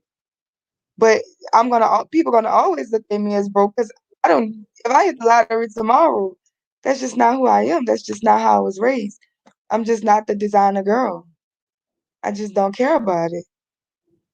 I So think he gonna I they all gonna click up and talk about how I working, but they don't know what I'm doing with my money because my gear is not up, and I ain't got no Gucci shoes and no MCM bags. He gonna just That's what they do when they disagree with me and we stop talking. They just click up, and the I Hate Sherelle crew. man, I've like Cat Williams said, if you got 10 haters, you need to be working about to how you gonna get to 25. I mean, like I said, Right, I think differently. Like I said, oh, that's a lie. I'm 35 years old and not a weave, a bag, or nothing gave me happiness. Nothing. It was a moment, a temporary moment of pleasure, but that does not sustain happiness. right. The only It just thing that I would spend money crazy on is food because I love food. But other than that, but see, food is a food indulging in food, if we were to take it biblically or how society would deem it, it's sinful because it leads to right, gluttony. And being that unhealthy is basically what we're trying not to be. That's why, even as a trucker myself, I told TB, I said, TB, I love you. I really do. But in comparison to I love you to be doing what you need to do for your self fulfillment. Because, like I said, he pours into me as far as my creativity. He wants me to be as creative as I can be because that puts the smile on my face. And I know what puts a smile on his face is being able to be healthy and to get back into, because he made a sacrifice. He sacrificed his livelihood, his life, his health to produce for everyone else. And right, so, in tandem with each other, we're like, okay, well, we're going to do this together so we both can be individually happy and maintain our happiness and create a bubble and hubble for ourselves. So, like I said, that's where you need to align yourself with. You need to align yourself with people that are, like I said, I call them peers. I don't say it's a person that's older than me or this and that. Like I look at it as you're a peer because you're trying to achieve something too. You know what I'm saying? You're in the mindset of always trying to get things done and things like that. And so there's a respect and there is a accountability there. And so, like I said, for someone like you, the minute that you disenfranchise from people that do not serve you, do not want you to do better, that's 50% right there. You're going to feel 50% more better, more alive, more alert than not having not being, how would I say, courageous and taking the steps to align yourself with people that is getting it. You know what right. I'm saying? And I Like, think I mhm. think I'm learning as I go. Trust me, because when I first started, I would go dead broke for them, like for my family. But I feel like I'm learning, but it's still like the human part of me, just from the upside of things, is that naturally I'm supposed to feel like the most love and encouragement is supposed to come from your family. But it just seems like when you coming from the hood, the more you grow, the more you evolve, the more And you would think, okay, you would be showing people that we can make it out of hood. You see what I'm saying? Because I'm like, Mhm. you know what I'm saying? We come from nothing. That's what I was telling y'all. Because when y'all was having a conversation yesterday about, you know what I'm saying, not being from the hood, I made a comment. I was like, y'all didn't miss nothing. Because I come from, it's 20 children in this house. You see what I'm saying? This is dirt and mud. It's somebody got to touch you. But And it's see, like, but here's the thing though. last year Here, I so started here, realizing it's like we but just got Sherelle, taught messed up ways to love. you want us to understand it from that perspective. Now look at it from this perspective. I did not grow up in the hood. And when I walk through life, people that share the same skin color as me believe that I should be a part of their plight. I don't believe that. Right. So So it's like, like I but said, it's all because when relative. you move That's what up, I'm saying. they But don't that's want what to I'm deal saying. with you anyway. It's all relative. Majority of my audience, if I was to pull up my YouTube as far as the audience, the majority of my audience are males. You know why they're males? Because they just see a female. That's it. They see a chick. It's all relative. It doesn't matter. You have to look past things that are obvious in your face and look at the forest through the trees. There is an answer that will sit perfectly for you, but you have to find it. Because a lot of the stuff that you're asking are rhetorical. You already know the answer to. You have to get past that. You have to start looking things like, okay, this is a pattern. This happens. All right, fine. So now that I know this, let me continue and search further past this. You already know how things are to be. Like I said, you know that the hood, that's just what it is. So now that you know that, move on from it. That it's an easy thing to do, unless you're not willing to do it. Because some people are not willing to do it. See, me, I'm willing to shed all of that. I left, right? Started a brand new life for myself, and somehow niggas found me. I don't understand it and probably will never will. It's probably because, like I said, there is no corner on this earth that a nigga that shares the same color as me think that he can't have a hold on me. That it's a nasty, horrible thought process that they have. But let me tell you something. The color that I'm interested in, the color that alleviates a lot of stuff, is greenback, baby. See, money is the separation between all this. And that's my goal, is to make enough where this is no longer going to be a thing. And I started now. The first thing I did when things were when videos were being made that I was a lot lizard and it was directly affecting my job, the first thing I did was, okay, I gotta get off the truck because you're compromising my livelihood. You're compromising my money. So I got off the truck. Most people wouldn't have did that. They'd have took whatever came that way. But I don't listen, the goal for me is to always do better. So it don't matter what's coming my way. I move, and the term that you want to use is flex. That's how you flex. Oh, you ain't stopping nothing. You ain't stopping no money. You ain't taking no food out of my mouth. So you juke them and you flex, and that's how you flex. You flex because there is nothing. The term I use, my grandma used to say this to me all the time. God himself going to have to come down here and get me.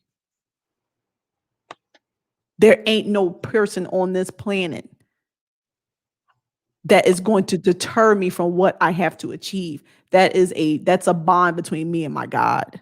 You cannot, I won't allow it. That's how you flex. You evolve, you keep learning, you keep going with the times, you keep figuring out the way to your ultimate happiness because it ebbs and flows, yo. 1 minute you feeling good, 1 minute you feel bad. We're not saying don't be human. What I'm saying is get that under control. You have control of your feelings. And if you know that you're a person that's easily upset or get upset over feelings, you need to get that under control quick. Because as a woman, they're going to pluck that on you. That's why I flip it back on them. On them. I'm like, I'm supposed to be upset. I'm supposed to get emotional. What's your excuse, man? I thought men don't get emotional. I thought they were logical. Hmm. Right. You know what I'm saying? That's how you flex. That's how you That is how you evolve, and people will start to back away. Like I said, as you clearly see, I have no problem with a hater, a mega hater, a triple hater. Call me, because like I said, the biggest flex I can do is I know you ain't gonna call and wall off on me. I know you're not gonna do it. You don't have the intellectual fortitude to do it. That's not me being bad or being hood. That's me saying in society standards, society will look at you like you're nuts. Why are you coming up here and causing problems? You don't do that when you go to a restaurant. Do you think the fools that be on here cursing and calling people hoes and stuff walk into a restaurant and just start becoming belligerent? Hell no. They act like they got some sense. They might. They be acting like a fool.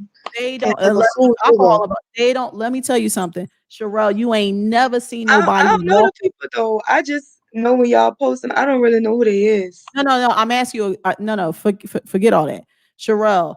You have never seen a person that is not under any influence, right? Like they're not drunk or high, walk into an establishment or a place and just start wilding out unless something happened. I'm talking about. That's what Oh I'm saying. yeah. Yeah, Yeah, you like if never they see. food cold or if the waiter taking too long or going too slow. Yeah, something has to happen. It's called cause and effect. Right. So a person just walking in, like I said, if a person does something, it's a cause and effect. So you're not a person that comes in with this bravado. Oh, I'm hood, I'm gangster, I'm this, I'm that. You don't do that when you go to get a job. You don't do those things when you're trying to be a father to your children or a mother to you. Don't you turn it on and off. So that's why I'm telling you, it's fake. It's all bullshit. Right. Worry 'Cause about everybody have life. the interview voice, But that's why I'm just using it as I'm trying to speak broadly, but I'm using certain situations to put this together, to put this analogy together. People turn it on and off. If you walk through life knowing that, okay, at the end of the day, this is not who you are as a person, meaning the people that you have arguments with and stuff, because like I said, when it's time to do what they need to do, they do it. And when it's time to be messy, they're messy. When you do that, you can maneuver in life better, meaning you can pick up on it better. Your situational awareness becomes stronger. So you'll see, because you'll have people like, for example, I'll give you an example. Someone like Ray David. Ray David is an angel because he always sees the good in people. So he promotes that. He promotes negative people. He promotes positive people. He's a person that is able to maneuver successfully that way. He found his purpose in life. That's what he does. He's like, you know what? I'm positive, and I know that people are positive. And if I see a negative person trying to be positive, I promote that. If I see a person being positive, I promote that. You know what I'm saying? It's like he found his maneuverability in life, and it doesn't affect him. That's a skill. That takes experience. That takes a lot of know how to do. That's a lot of spiritual awakening. That's a lot. It's because it's hard to do. And that's Right. where, like I said, with someone like you, that's where you're at. You're at that age. You're at 26, 27. You're trying to figure out because 30 is coming around quick. Girl, you blink, it's going to be here. I'm So I'm I'm turning 24 for my birthday. listen, getting old is a beautiful thing. But like I said, take the steps. Like you said, the rites of passage, right? You're like, okay, there's certain things you should be achieving. That's what you have to do. So those things that are, behind you, leave them be. And then you step into your circle and or should I say, you step into the next situation with the experience, not the scarring, not the bad. Leave that there. Those are learning experiences. That was what you learned. That was the lesson. That's what you've been taught. Good. Next, you get into that. And when you see patterns from things from the past, then you know how to maneuver. You're like, oh, you know what? Been through that before. Duck, juke, flex. And then and then what happens is you just become a more well-rounded person. You become less judgmental. You become more aware. A lot of things don't affect your mood as much. And then the ultimate achievement, this is the ultimate achievement, is when you can step out of that, right? Return the same dose of medicine, meaning mess with these trolls or mess with these people's day and get right back into your world and draw down the street. That's the best. That's what I could do. I can upset a person to the point where they're upset, they get emotional, and then I go and act like I ain't do nothing at all. Like, oh man. I let people think what they think. I let people think, oh, I got the best of you. Bro. You got to do better than that. Like that little guy with the fishing pole with the dollar. You got to have fun with it. You got to understand that this is all bull crap, and the life that you want to live is ultimately in your hands. So don't, like I said, the best thing I can tell you, Sherelle, don't worry about things that just doesn't serve you. If you did that, 50% of your movements would completely change. I promise you. And like I said, we're going to keep tabs on it. We're going to see. We're going to see what happens when you call back in next time. We're going to see if you still talking about them cousins, because I'm damn sure going to bring it up. I know you didn't talk to that ragged ass cousin again. That's what I'm saying. Like, I know you didn't do that.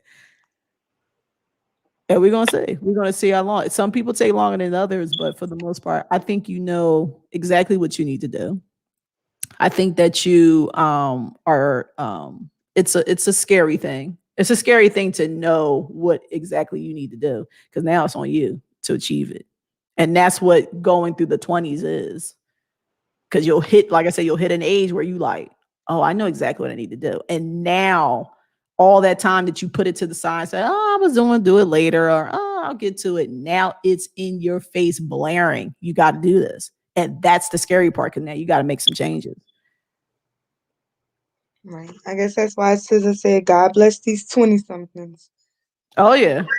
They go by quick, man. They go by My, quick. my sister said, wait till you hit these 30 somethings. I mean, hitting in I gotta survive the 20 somethings first. Enjoy it. I look at it like this. I don't even know why you worry about your 30s. Enjoy your 20s. Right. That's why I said I need to survive these 20 somethings first. Enjoy your 20s. I mean,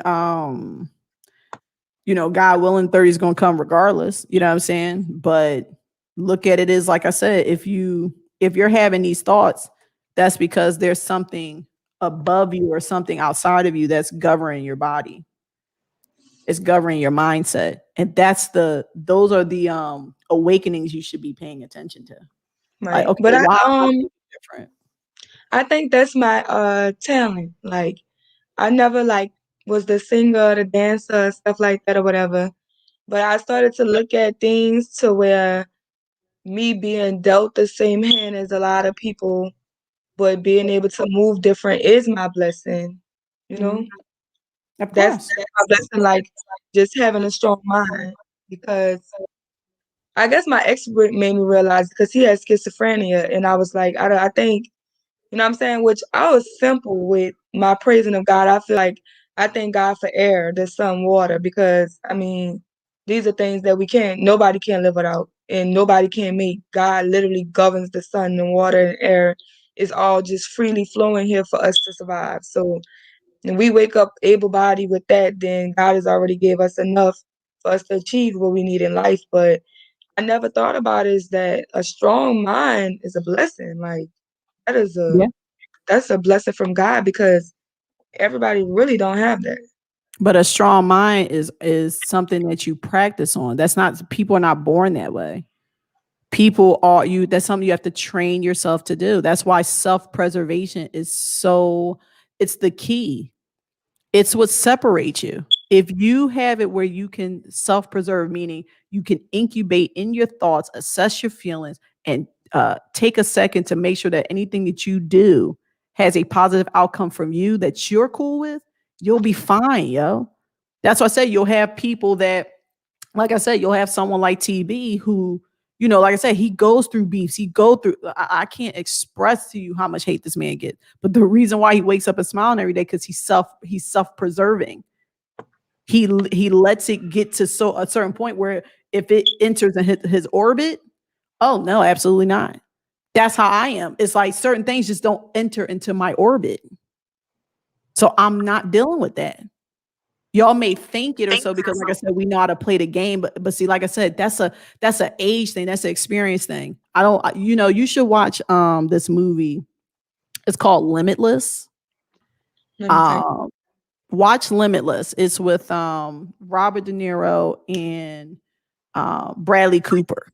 He basically, the thing of the movie was he takes a pill that basically unlocks his brain, and he's operating at more capacity than most humans. He's Oh, I able think I to. just started this. I just saw a commercial for this. Well, it's an older movie, but it's probably like on Amazon or something like that, or probably Netflix. And he's using more of his brain, Oh, you know they're right? about to make a remake, right? Yeah, I think they actually made a I think they made like a series, a TV show. Oh, it's a TV show. That's what I've been Yeah. saying. But no, there's a movie. So Ads for the that's why I was TV telling you the show. characters. The characters is Robert De Niro and Bradley Cooper. And he's taking this pill, he's using his brain.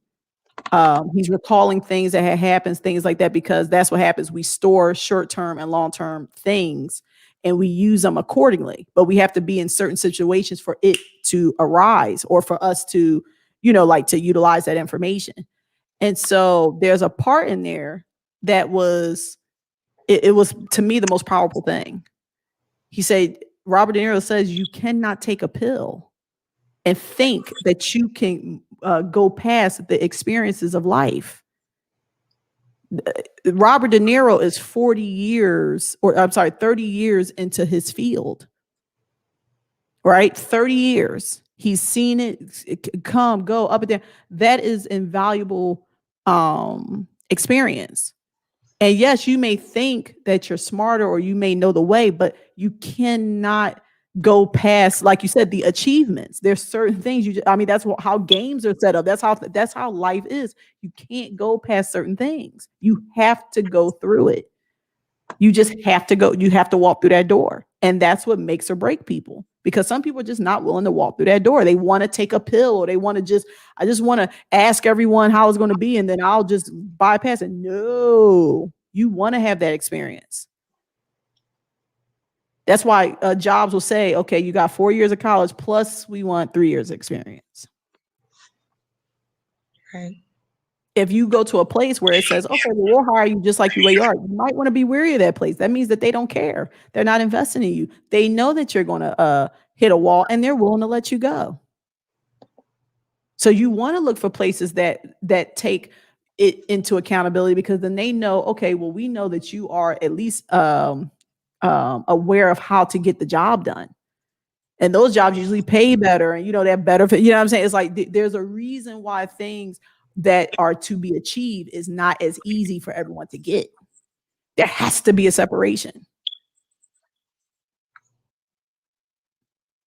Has to be. Right. And that's what I'm saying. If you watch Limitless, that, I swear to God, it's going to change your life. You're going to be like, whoa. You can't just, bypass certain things. You got to I have a experience Fire it. Stick, so I should be able to get it. Huh?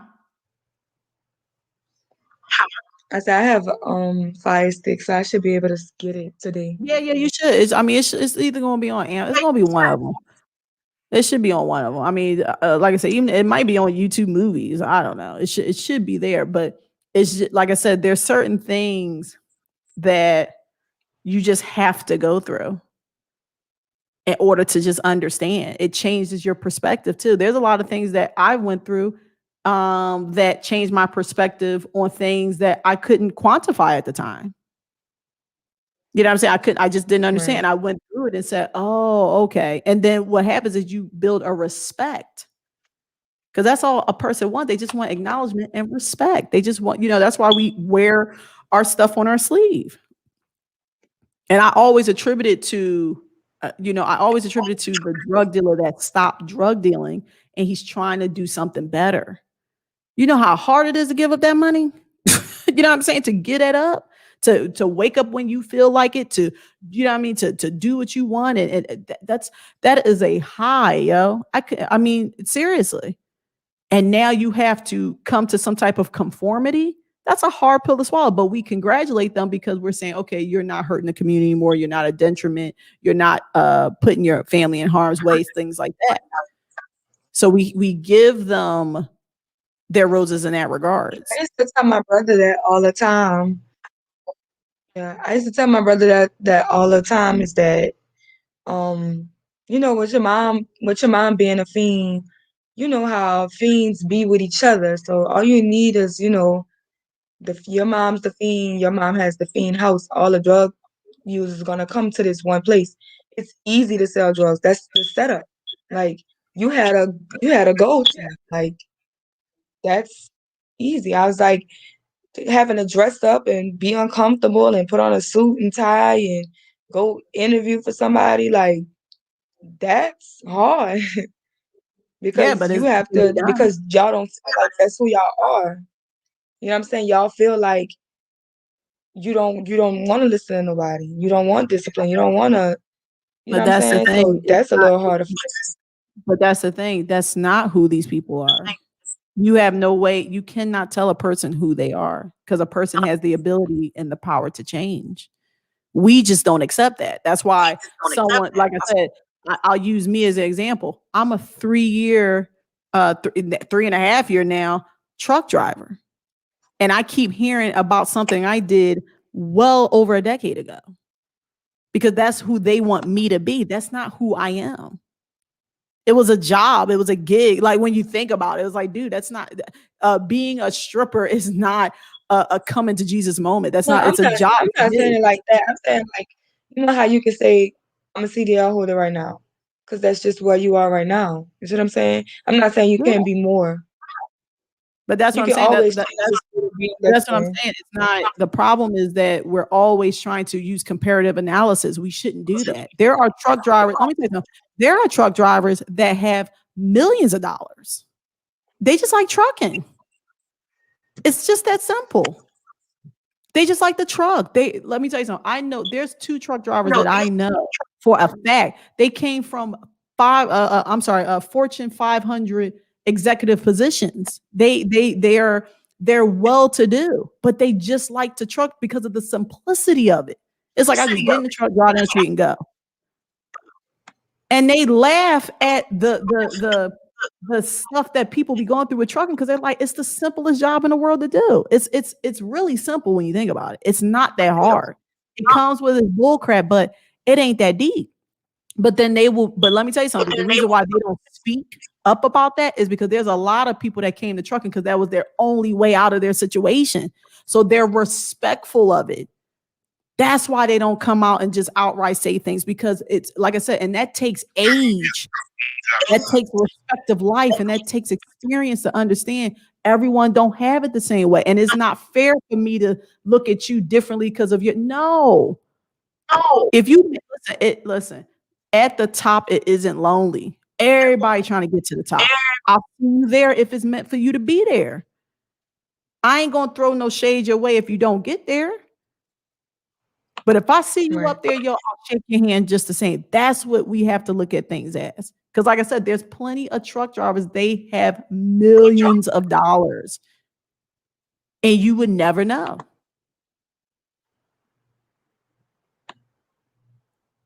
They look at it as a gig. Now, say that to TB.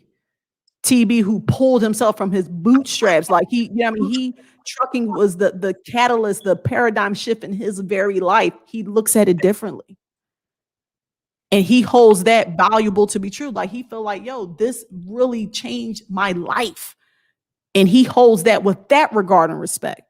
So who are we? You know what I'm saying? To say, I came into trucking differently, completely differently from TB.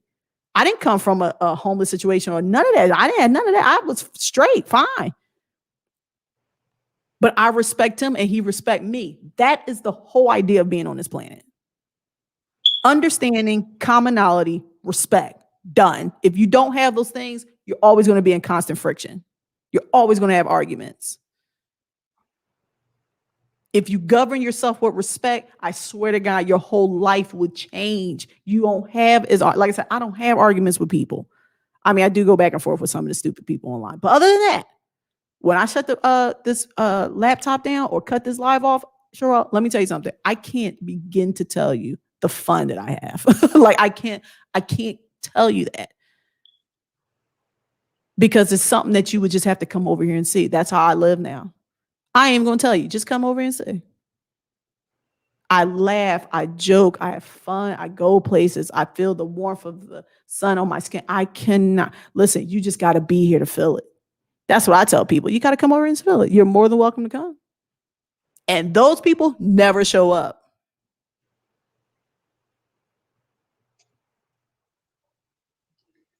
Right. Stop talking to your cousins. Stop talking to people that pluck your nerve. Stop worrying about things that you cannot control. Only have focus on the things that you do. Start honing and sharpening your craft according to the times. Stop using obsolete solutions for things that serve you no purpose. The way you're handling things, it's outdated. It's no need for you to be talking to family members that's not on the same alignment as you. So what if they're blood? The only people you should be talking to is the blood that are invested in your survival and you being okay. Those are the only people I would recommend you talk to. Like I say, if one of them I named was your father. Every time you feel like talking to your family or something, you should talk to your dad, because at least with him, you know the conversation is going to be pretty relatively good. That's it. Or anyone else, you know what I mean? Anyone else that you have a positive, you know what I'm saying? Like reinforcement. Other than that, stop. Stop asking questions rhetorically that you know the answer. You already know the answer. You know it. I know you know it, Sherelle. You're too smart to not know it. And stop thinking that at the end of the day, that you are not a person that like you're in this by yourself. There's a lot of people that think the way you think, feel the way you feel. And that should be the reassuring to know, okay, cool. I'm not, you know what I'm saying? Like I'm not in this by myself. I don't feel alone. You know what I'm saying? So those are the things I want you to get into it. Cause like I said, it's one thing for us to hear all the different variations how we're supposed to do things. It's a completely different thing when you apply it. And those are the people I hang out with. I hang out with people that apply it. I'm talking about the next time we have a conversation, they told me if they failed or succeeded. Hey, yo, so I tried this, I failed, but guess what? This is what I learned. Or, oh man, I tried this, man, this shit worked, dude. Like, yo, all right, you got to do it. Like, that's who I operate with. I don't operate with people that every single conversation, it's the same thing. Oh, this is not going to work. That means you're stagnant and I'm moving way too fast for you. And I can't slow down me to help you. I can't do that. We gotta be exercising together. We gotta be running together. You gotta keep up. If you can't, no tea, no shade. I don't feel no way about it. It is what it is. It's like a train station. You're getting on or you're getting off. But this train is going. Right. That's the flex that I want you to have. I want you to have that flex. Like, listen, eventually y'all ain't gonna be talking about me driving the truck, because I'm about to be, I don't know if you want to be a fleet owner, but it's like I'm gonna have it where other people driving the truck for me. Then what you gonna say? You know what I'm saying? Then it'd be like, okay, now you were talking about I was this, and now I'm doing that. It's like you always keep doing what you have to do. They're gonna keep changing the story anyway. They're gonna keep having something to hate anyway. You could be breathing fresh mountain air, and they're gonna say, "What you think you're better, dude?" So what? And as your life keep progressing, and as you keep getting better, guess what remains the same? Them. They haven't moved an inch. Therefore, you're vindicated. You leaving them was the best thing you could have did. And most importantly, fuck them cousins. And I said it. Yep. I gotta find me some new cousins. Is that what you got? Gotta find me some new cousins. I gotta find me some new cousins. Anybody want to be a cousin to Sherelle? Sound off in the chat or go follow her on Sherelle_B on IG. Be a cousin to her, man. Like Go Phoenix said, the family you create for yourself is stronger than the one you're born into. Blood does not mean these people are for YOU. Listen, you need to hook up with Gold Phoenix. So let me tell you something, man. He's younger than you, and he be dropping some singers. He be dropping. You need to hang out with Gold Phoenix. Huh? I said, I definitely know these people ain't for you.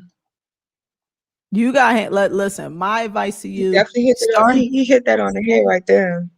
Yo, that means that should listen. That means y'all on the same accord. You should reach out to him, man. That's a good brother right there. Listen, I like putting people with people that I know that's going to be dope. So listen, Gold Phoenix, we be trucking. This my girl right here, Miss Reese. We be trucking right here. Mm-hmm. Zingers, yo. Zingers. They're steadfast. They're, you know what I mean, they're adamant about doing better, being positive. That's who you gotta hang out with.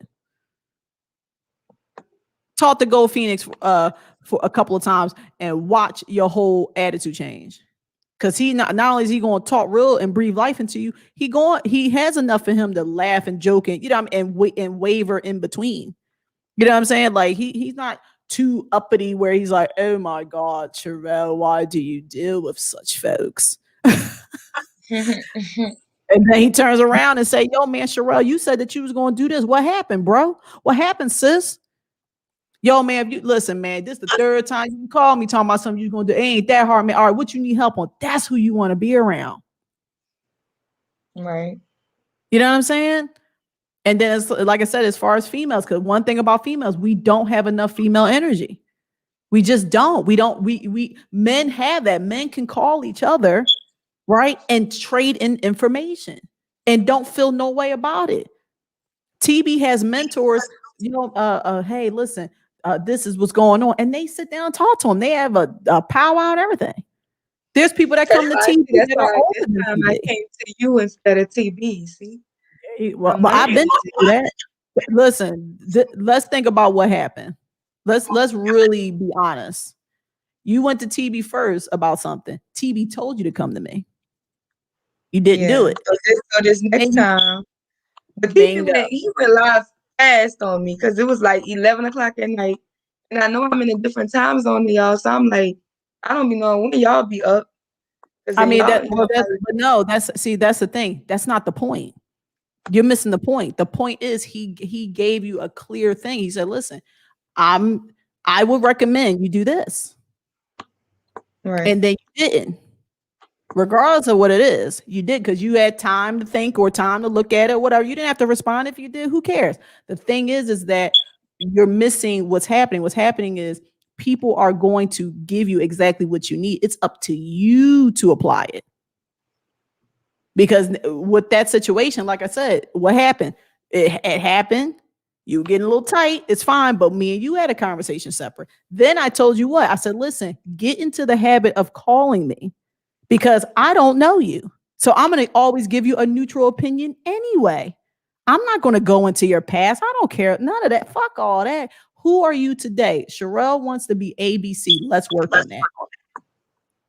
Right.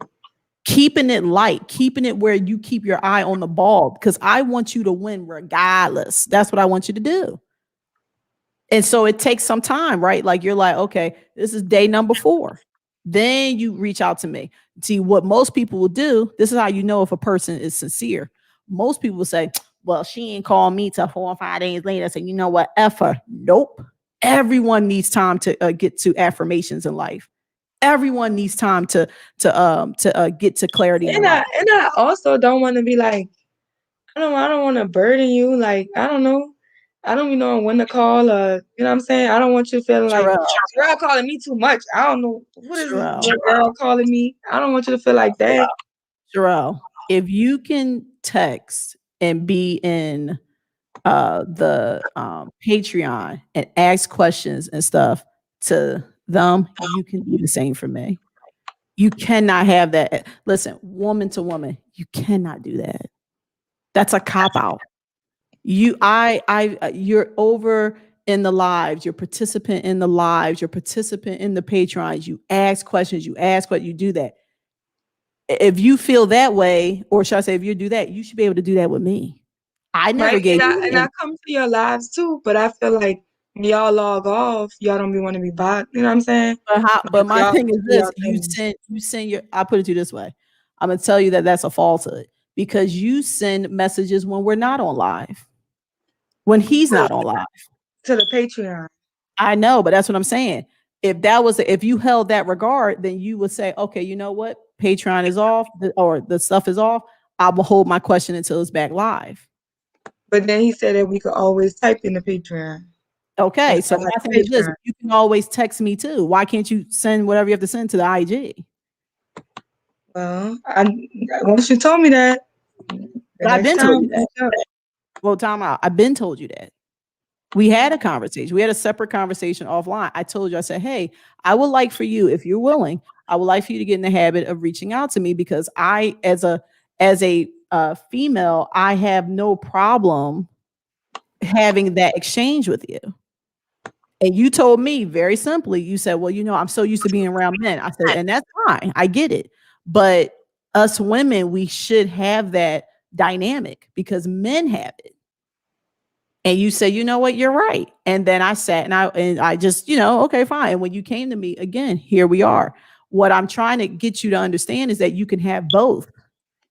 You can come to men for things and then you can come to women for things, because we need both. That is why it's so important for children to have their mother and their father in their life, because they need that type of balance. Right. So again, like I said, I'm just telling you as what I see. Okay, you have questions, you're in the live, you're a participant, you're this. I'm not saying you don't do it for me, but it's an unbalance, because you're starting to see it like, wait, talking about, wait a minute, maybe I do need a female perspective on this. Hold on, let me, and you're going to start to balance the scales. Right. Because there's things that I can tell you that that TB is just not going to be, he's not going to be lenient in that, because he doesn't have that perspective. If you ask TB, first of all, TB wouldn't even let you explain the situation. You'd be like, what? Who are you talking to? That fool ain't got no license. What are you doing? He'd have just cut. And it's because he's thinking logically. He does not dabble in emotions. And that's what you'll start to learn as you get older. You'll start to learn how to use maneuverability and how to get what you need by using what you have to use. And like I said, the thing that we as women do, we don't trade information. We don't trade information correctly. We just don't. Right. See, Sherelle, you are important. You're not an inconvenience. I have 3 brothers. I'm a tomboy. There's nothing like sisterhood. Reach out. Listen, you're not inconveniencing me if I offered it to you. Hey, call me. If you want to talk to me. But then that's something, like I said, you got to come to that. You got to say, okay, all right, I'm going to utilize that. And the thing that I always try to remember, and this is just me being honest, I've done everything by myself. I don't want no one else to have to go through what I go through. And that's the true difference of like what me and TB do. TB don't want no one to go through all the bad stuff he went through. So he is hell bent on giving you guys the correct information. That's what he does. I don't want you to have to go through that. You shouldn't have to go through teeth and nails to get to this and crawl through rocks. I'm the same way. You shouldn't have to feel inferior to me. I don't want you to feel like you're bothering me. Never. You are just as valuable and just as valid. Call me. You're 26 years old. I was 26, meaning I'm pretty sure there's something I can tell you. Like, I'm pretty sure there's something that I can give to you of value that a man just can't give that to you. And because you're a woman that grew up with your father, there is that disconnect from females that you have.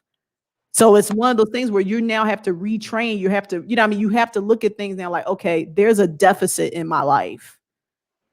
And as long as I'm not telling you to do nothing wild, like I said, I'll never tell you to do nothing wrong. Never. You can depend on that.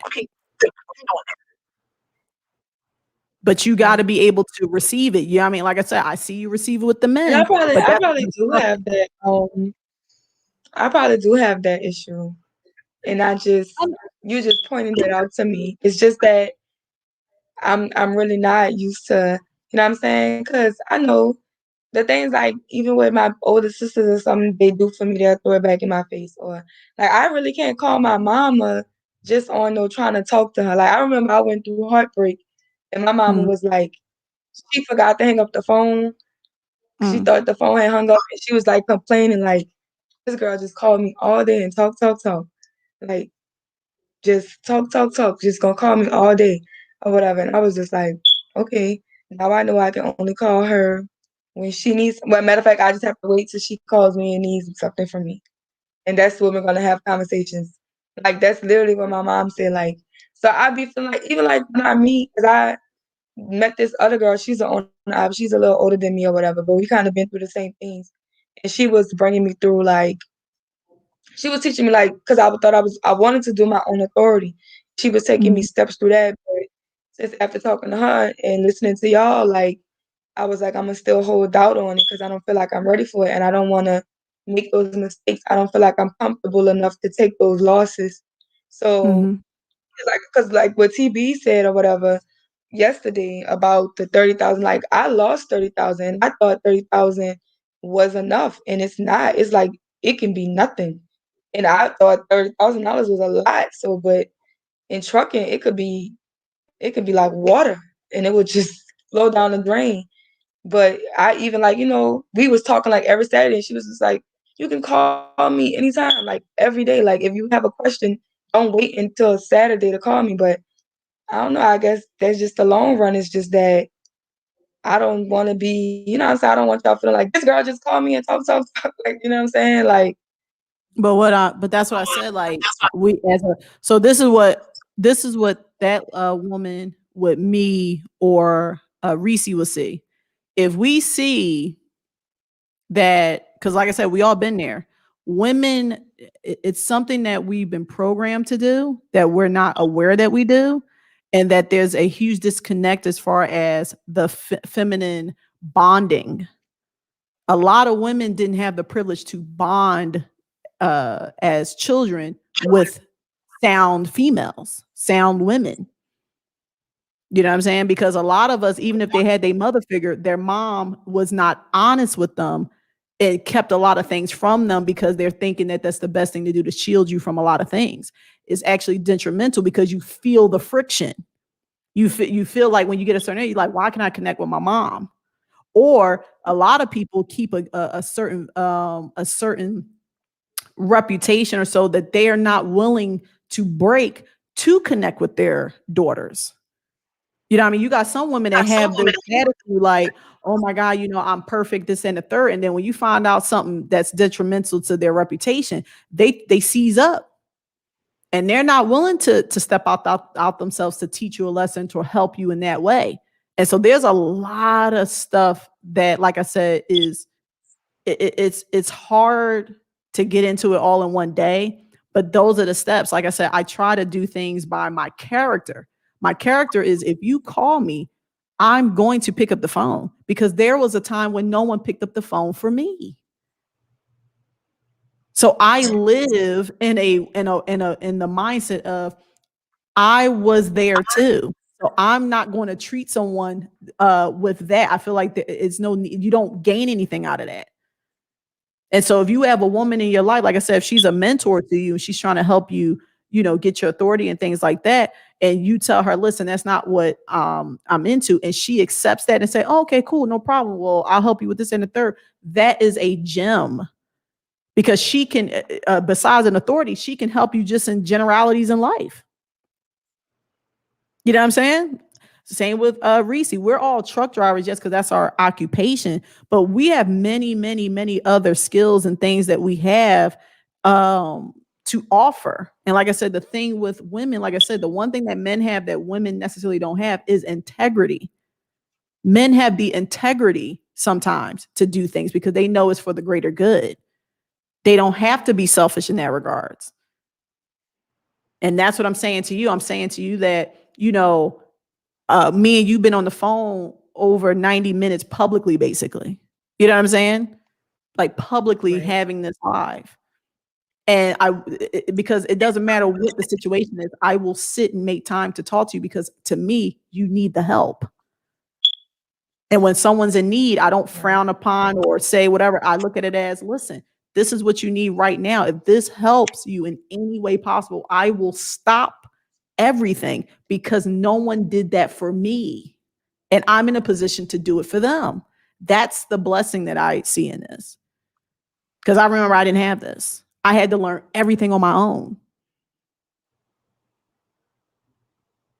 So that's what I want you to get from it. It's you can do it, but you have to want to do it. You have to want to say, you know what, I do want to be more this or more of that. And then once you make that affirmation, then you take the application, which is reaching out, talking, asking questions, doing this, but don't feel inferior or don't feel like you're bothering. You cannot do that because those are just like with the cousin thing, right? Remember I said with the cousin call you, he starts off good, right? Oh, hey, yeah, I'm trying to get on. I'm trying, I mean, get this money. You know what I'm saying? Cause yeah, I know what you're talking about. And then he go right into the negative shit. That's when you're like, oh.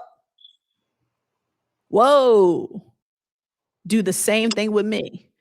Hold me accountable for what I say. If I say call me and I answer that phone, you hold me accountable for that. That's the only way it's going to change your mind about women, period. Test their mettle, see what happens. Hey, listen, I need you. Can I ask you this? Can I do this? Can I do that? That's how you test women. Because like I said, women don't like to be tested. Women don't like to feel uncomfortable. They don't like that. And they'll they'll throw these things in your face. No, I'm a grown woman, yo. I'm a grown woman. I'm going to help you out, my sister. Absolutely. Because you're an extension of me. I'm up here because people can't do, like I said, people have given me donations and money because they said they wouldn't be able to do what I did, which was just stand in the face of all that nonsense that I just went through or still going through to the day. They was like, dude, my hat tips off to you. I do it for them. I don't do it for me. I could just shut this shit down and just, you know what I'm saying? Just go live a normal life and have none of this. But no, I have a higher calling. I have a higher purpose in life. There's people out here that don't have a proverbial feminine bond with women. And that bothers my soul because like I said, when I see men like Kevin Samuels and O'Shea Duke Jackson, I mean, no offense to them, but I'm like, why would a woman go to you? You don't know what it is to be a woman. You have interactions with women, but you don't know what it feels like to live as a woman. And that's what they do to us. You can't raise no son. You can't teach him how to be a man. You can't tell a man. Don't they do that to us? Mm-hmm. So why can't we say, you know what, you're right. Let's take how you guys trade in information. Let's take how you guys have a commonality. Let's take how you guys have a foundation and let's start it over here. Right. And when we do that, I swear to goodness, we will be a force to be reckoned with, not a force that will interrupt what men have going on, because that is not why we are here on this planet. We are here to complement.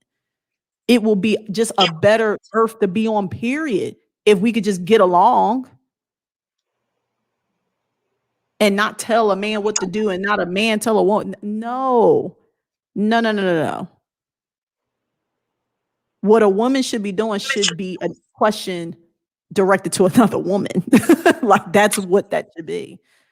It should not be something that a man has a weigh in on. That's my opinion. If any man in here has a problem with it, you can kiss my ass. Because I don't tell no man how they're supposed to be. I just go by what y'all say y'all do. Oh, a Right. man don't. Which is crazy because in some forms I can understand things, and then some forms I don't even react that way. Because I remember having a conversation about like just single mothers and stuff like that or whatever. And the guy felt like I was going too hard on what the woman should do and not blaming the man enough. And I was like, well, I don't really know what men could do, but I know that as women, we control our bodies, we control who we carry kids and who we get pregnant by. And it's like it start with us unless we get raped, and that's very unfortunate. But you know what I'm saying? That's a very small portion of people being single mothers, I statistically totally agree with wise. that. I agree So with that. I feel like I don't understand why men don't leave. You know what I'm saying? But I know that as a woman, I know that as a woman, I control who comes into my body. And I understand, like, because people say, oh, I made a mistake and got pregnant, I got pregnant on accident. And it's just like from my anatomy classes and understanding how that works, I just don't understand how it becomes a mistake because the steps are pretty simple, you know? It's because it's because women we don't have no one that governs us. Women don't have anyone that has someone to check them. No one can check a woman. If you attempt to check a woman, you lost. That's what that is. Women in general have no one to govern. We're babied, we're lied to, we're pacified, we're not told the truth immediately. Those are all detriment to our very survival. It's all detrimental for our growth. Who the you ever seen a woman who acts crazy and people pacify her? Oh, that's just my mom. Oh, that's just what she did. That is a horrible existence. To know that people walk on eggshells, no one's willing to be honest with you. No one's willing to tolerate you like that. They just let you just do. That's just as detrimental as the 30-year-old sitting on the couch. No one is taking the time to really breathe life into you or tell you the truth or really take it there with you. So you become what it is. It's just like this people accept you for you. I think that's horrible. Right. A And I woman, if appreciate a this woman says, conversation huh? because I say I appreciate this conversation is because it's not what I would know. Like if I go to my sisters, I wouldn't have this conversation of where you'll reshape my mind and show me just a different picture or the bigger picture on my answer. You see what I'm saying? I probably will Mhm. get, you know what I'm saying? The most you'll get is, girl, who you talking about? This boy? They'll say, you know what I'm saying? Because just from the story, they be like, him, he a bum. Girl, you know he a bum. Mhm. I don't worry about them. They just make excuses and stuff like that or whatever. But nobody's going to stop and be like, Sherelle, you shouldn't even have to worry about that. I remember Yeah. like which is crazy because I remember like a couple of months back that I got into like a situation on Facebook with a female, and it was a guy that called me. He was like, Sherelle, are you serious? You be from people on Facebook? These type of people? Like, no, that's not you. Take all that down. Like, take it down. Like, you Yeah, because never I did mean, this, so why are you letting them take you out of your character like this? This you can go down your time.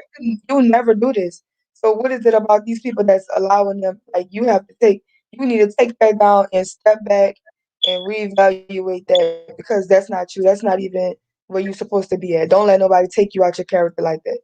men are valuable because men have a different perspective. So as Right? women, But yes, we should that's why it's so look at. beautiful that you can give me that same perspective because as I'm going on there, all my female friends and female sisters, they under the comments with it, you know what I'm saying? Mhm. Egging the negativity on, or Yeah. whatever. And the crazy Y thing is, I was happy that you did this to me and that he did this to me because a lot of times I may feel like I'm right, but I'll correct somebody. Just like mhm. I tell people, don't fight over the man that's cheating on you with the girl that he's cheating on you with, because you're gonna still deal with him. And it's like if she kills you or puts you in jail or anything, you're gonna be suffering consequences for a man that you're gonna still deal with. It doesn't if nobody physically touches you, because I'm big on not fighting. Like unless somebody physically puts their hands on you, stop worrying about what people say. Like I'm not gonna take it to the fight or whatever. If people feel like, oh, you're scary because you'll call the police, but like you're gonna fight charges before you fight me. Like I'm not about to fight you because I don't think nothing that nobody says is gonna get under my skin to the point where I want to hurt them, physically harm them, or they should die just because of their opinion. So it's like Mhm. I'm not about to fight you because you don't like me or you calling me out my name. Like it's no reason. Like okay, if you want to have a words match, we can go back and forth, and then I'll be over it, and you need to be over it. But pulling up at your house and putting my hands on you or you putting your hands, that's not gonna happen. It's just not. You're gonna have to really catch me somewhere and touch me for me to touch you back. But it's gonna be all a self defense type of situation. It's never gonna be just me feeling like this person said this about my mama, so I'm gonna beat their ass. Like, no. I mean, yeah. And I mean, I put it this way. This is what I will say about that. Something like that. There's an easy way out of it. You wanna know what the easy way out of all that is? Don't even argue with them. No, you're not around. That's why nomads or gypsies, people like that, they're like the older hippie movement and stuff. That is why those are very prevalent into the balance of society, because they figured it out. Oh, I just have to move. I'm just going to get away from this, because they felt like their value in life, which is just being cool and effortless and easy free and not being in violence and things like that, that weighed more than anything in the world. Why would you try to put that into a negative situation where you could just remove yourself from the negative situation?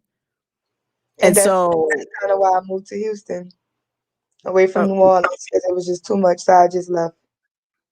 okay. I mean, well, like I said, then that's what I said. When we get to a point where we are no longer asking rhetorical questions, and we're asking questions for to seek an actual definitive answer, that's the paradigm shift. So it's like I said, like, the answer to certain things. If I talk to this family member, it's going to be a problem. So you already know. You just want someone to give validity to your bad behavior. And see, as a woman myself, I'm not going to let you do that to yourself. I'm going to say, no, darn wrong, you wrong. Because you know how you feel. So don't go against your feelings. Hone into that. And that is what happens when you now have different questions now. Now your question is, okay, well, how did you achieve that? What were you thinking about when you did that? How did you come to that standpoint? And now you're starting to get the gems and the giblets. Because now you can say, oh, okay, all right, well, maybe I can utilize that method, or maybe I can, do that and stuff like that. And that's what trading information is. Because a person is going to look at it as, I have to at least qualify you. And that's why I talk to you and I've reached out to you as well and things like that, is because I've been qualified you. I said, yo, this is a woman who wants good in life. She wants it. That's all that mattered to me. I don't care what's going on with you in your personal life. I could care less, to be honest with you, because I know that's not where you want to be. I'm invested in who you want to be, because I can't wait to see when Sherelle comes through, you know what I'm saying? And she got the mink on and stuff. And you're like, yo, what's going on? Yo, I just came from Paris. And we're like, what? You're like, yeah, girl, you know what I'm saying? I be doing stuff, but don't tell nobody. Like, that's what I want to hear, the difference in your conversation. Because then I know you made it. That's what I like to see. I like to see people that was talking one way, and then, as we progress and we hold each other accountable, that you speaking something else. And guess what? We'll never talk about the stuff that hurt you. That's the one thing I try to do with women. I don't want to talk about nothing that hurt you. Yo, you passed that. What we talking about now? You want to talk about going to brunch, or you want to talk about, macrame? You want to talk about, how Cardi B slipped and fell? Like, we could talk about that. I don't like talking about pain, because you have to heal from it. So why do we keep coming back from it? Why we keep going there? Heal from it. And once you start getting into that, like I said, your conversation is the gateway to a lot of stuff. That's why people will say things like, who you marry is important and stuff like that, because it's the conversation. That is the art of the negotiation. How a person conversates, what a person hears from you, what they learn from you, that is what align you with different types of people. And so you'll say, like, you'll just notice it. Like I said, when you're not arguing with people that holds no bearing or can't compete with you, yo, man, have an argument. I want you to have an argument with a person over APR rates. You know what I'm saying? Like, those are arguments I have. Me and TB have arguments over camera lenses. It's a way better argument to have. Where you be like, yo, man, you don't know what you're talking about. That 10 millimeter is way better. Like, it's just like, it's a completely different argument. And it's one that you're going to learn something from anyway, but it doesn't hurt you to have it. So that's all I want. I want us as women to have a different perspective, because we've been in such a bubble. We only had each other to look to. It's almost like the blind leading the blind. You know what I'm saying? No one has any conviction. No one wants to be honest. Nobody wants to speak out on things, because you don't want to compromise the shaky ass sisterhood anyway. I don't want to bond with you because me and you have the same complexion. I want to bond with you because I feel like me and you have the same goals, which is to do better, be fruitful, be multiplied, be loved. That's why I try to connect with people. I don't care about things that I can't control. I can't control your color. I can't control, that you're a woman. I can't, you know what I'm saying? It's like, I don't care about those things anymore. I just want to vibe with people that have good vibes. That's it. And when, like I said, it's a decision. You know what I mean? You have to ascend to that. You have to take the step. I can't make it for you. I can't. And another thing is, if you don't want to take it, guess what? I have to move on. I move on, and I don't do it in a disrespectful way because I feel like women go through too much anyway, and being kicked down is like it's already enough being a woman sometimes. So I don't do that, but I'll you'll see that I'll start to become distant. And I do it because listen, you're affecting my energy that I don't like because I love hard. I love hard. And so if you enter into my world and you disappoint me, I'm just gonna have to leave you alone. I'm just gonna have to move on. Right. Oh snap, Dirty Broke in the building. What's going on, Dirty Broke? So this is another good older gentleman, successful, good person to pick his brain with and things like that. In fact, he comes from my hometown, Philly. So he's someone that pretty much have a good command or handle as of what someone like me as a female growing in Philly has been through. And like I said, most people that leave Philly, they don't go back because you may not have it where it was a hood situation, whatever the case may be. It's a mental minefield in Philly. The way they think, the way they operate and things, it's really detrimental and bad. And when you leave Philly and you interact with people, you realize how fucked you are in life. You really do. Right.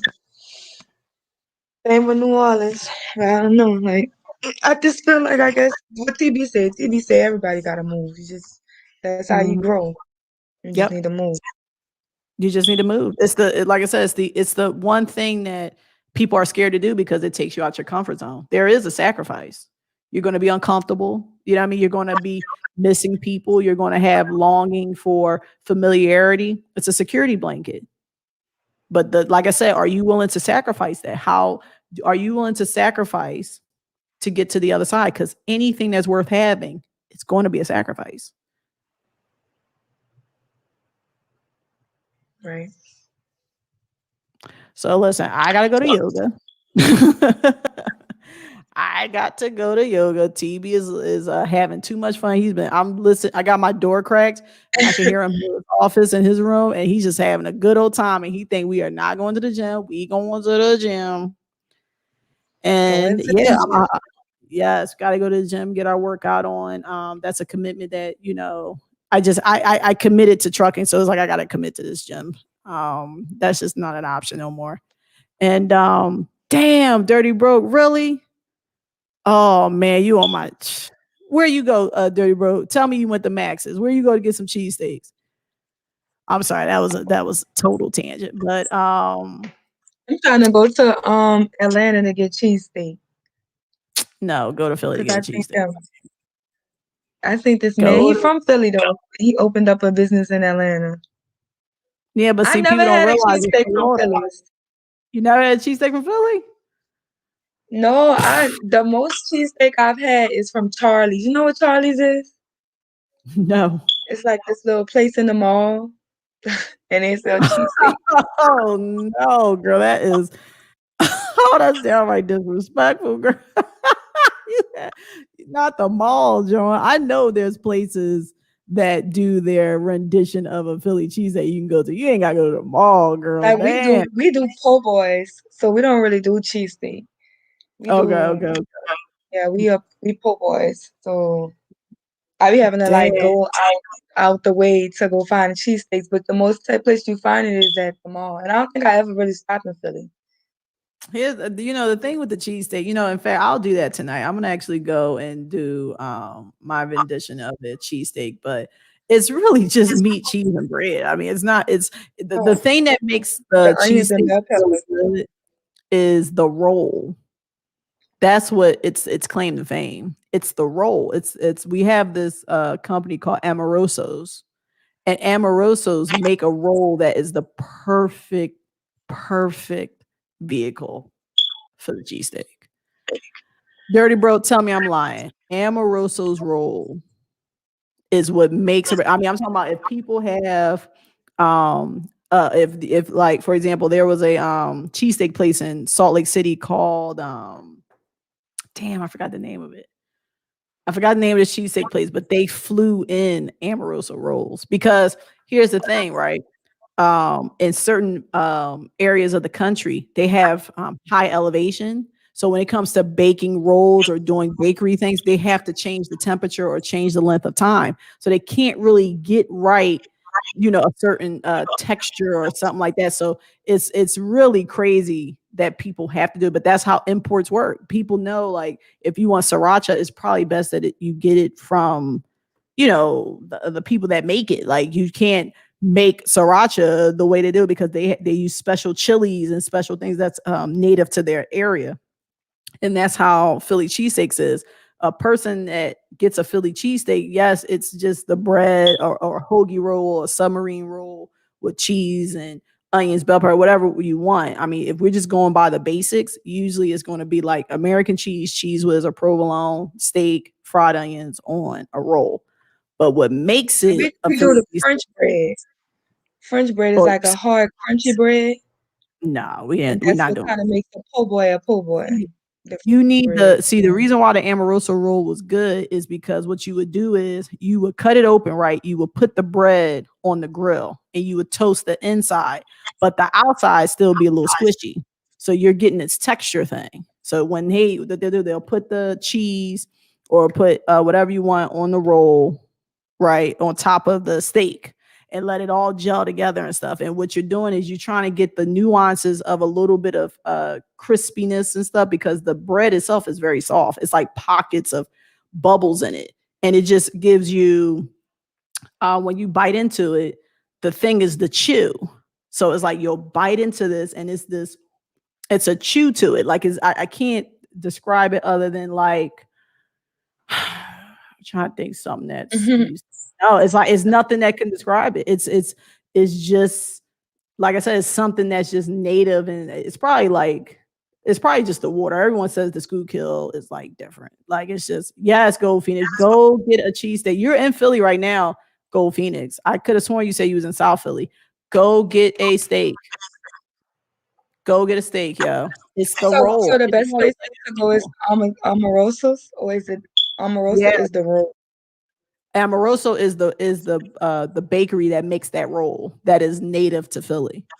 So you get an Amoroso roll, meaning you put your steak. I mean, people do. We have hoagies. Y'all call them subs in other places, but we get a hoagie. You get like a turkey and cheese or American hoagie or something like that, and it's the roll. The roll makes the difference, and people do that with like different breads. They be like, they'll be like people like baguettes, because it's like a long roll or whatever the case may be, and it's as a chew. So that's what makes the cheesesteak dope. It's the roll.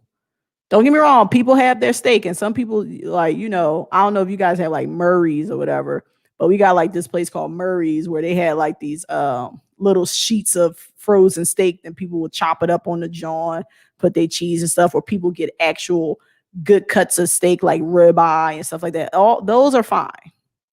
The Now vehicle is all we have is po' boys, and I think I don't really know no cheesesteak places in New Orleans. It's like, and even the mall that sell the cheesesteaks is not really in New Orleans. Because New Orleans don't really have a mall. The mall is yeah, kind of no, like on it's the that outskirts of place town. that you were talking about. I think that's like a place that every mall has, because Yeah, I've seen Charles that and place you're talking even about. the Yeah, Texas. they got a deal going on. they got something with the malls where they're like, listen, we'll just be in Right, every they mall. put pepperoni and bacon and everything on their Philly cheesesteak. Yeah, no, don't get me wrong. Oh, it's good. Don't listen. Like a pizza cheesesteak. Yo, there's a place called Jim's. It's on South Street. Oh my God. They give you a pizza steak. A pizza steak is going to be like a cheesesteak, but they put marinara, mozzarella cheese, and pepperoni on that joint. Oh Mhm. man. I'm talking, see, Philly, we would go on South Street or hit the clubs that we had, Delaware Avenue. A lot of our nightclubs was on Delaware Avenue. And when the club let out, we will all go to our spots. And like I said, each area has their type of cheesesteak or the thing that makes them a little bit different. But oh yeah, everybody, South Street is like South Street is what you call, it's a place for you to flex.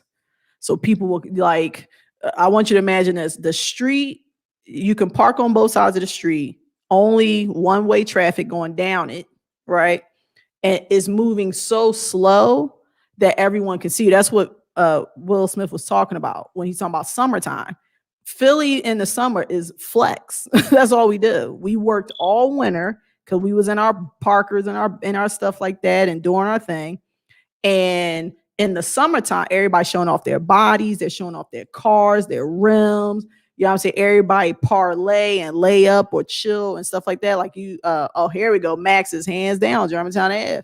Listen, that was what Philly is. New York has that type of situation too, but Philly is a very big, stunning city. Like you just, if you ain't stunting on them, like you wasn't nothing.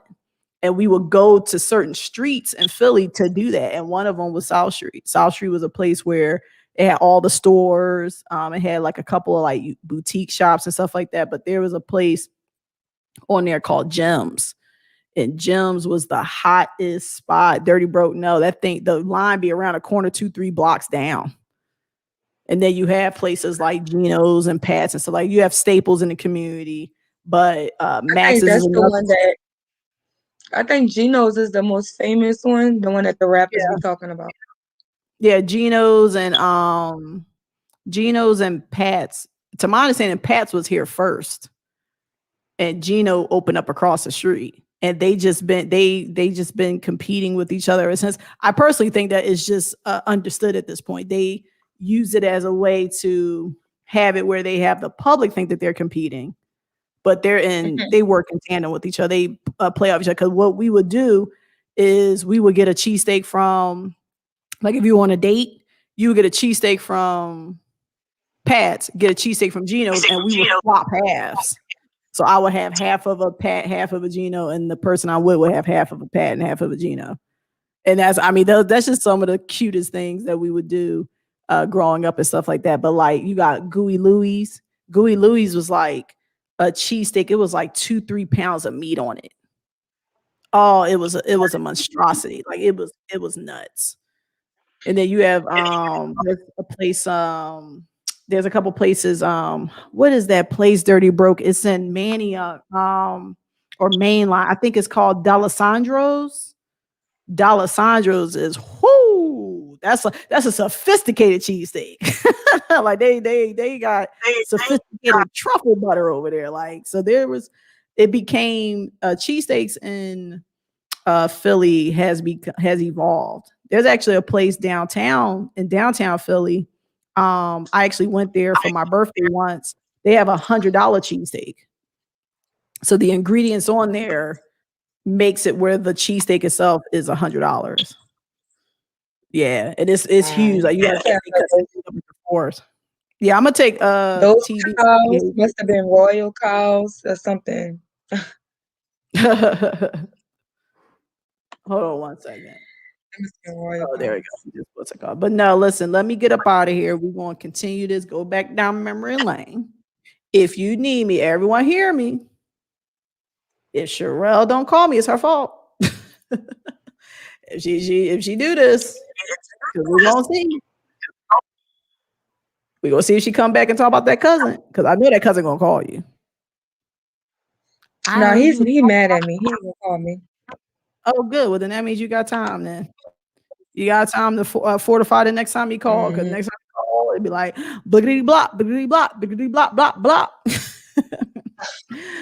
So no, let me go and get out of here. Let me go get set up for what's it called. I'm gonna come on here a little bit later and stuff because I actually had a couple more questions that people had emailed me that they want to talk about. So we'll definitely get back into that. Shout out to Dirty Broke, just get a cheesesteak and visit his mom. You know, I don't have that affordability, but I'm going to live vicariously through him. Shout out to everyone that came through. I appreciate you guys. Like I said, if you want to support the channel, definitely hit the Cash App or Venmo. Also on Patreon, this is where I'm going to get a little bit more hands-on with helping you guys with anything that you guys need to be culinarily sound on the truck. If you want mess, you know where to go, New Regina Entertainment. And if you need any questions, answer, make sure you go to the hardest working man in trucking, I would believe to be, is Trucker Brown. He's going to help you guys out the best way that he can. And he has a Patreon there as well. Shout out to Sherelle for coming bless us. Make sure that you guys go check her out on IG. It's Sherelle_B. And you don't have no YouTube yet, do you? No. But my No. my consultation for y'all to start me is coming up because the billing cycle just went through. Fair enough. So then we will be helping Sherelle get her stuff. I know there's a couple of people that's going to be getting help with starting off their YouTube. So that's definitely a great recommendation for you guys to get into over at the Patreon with TB, because he's going to help you guys exponentially. So listen, without further ado, I promise you guys it's only going to get better over here. So thank you so much for joining me, and we'll check you on the next one. Peace.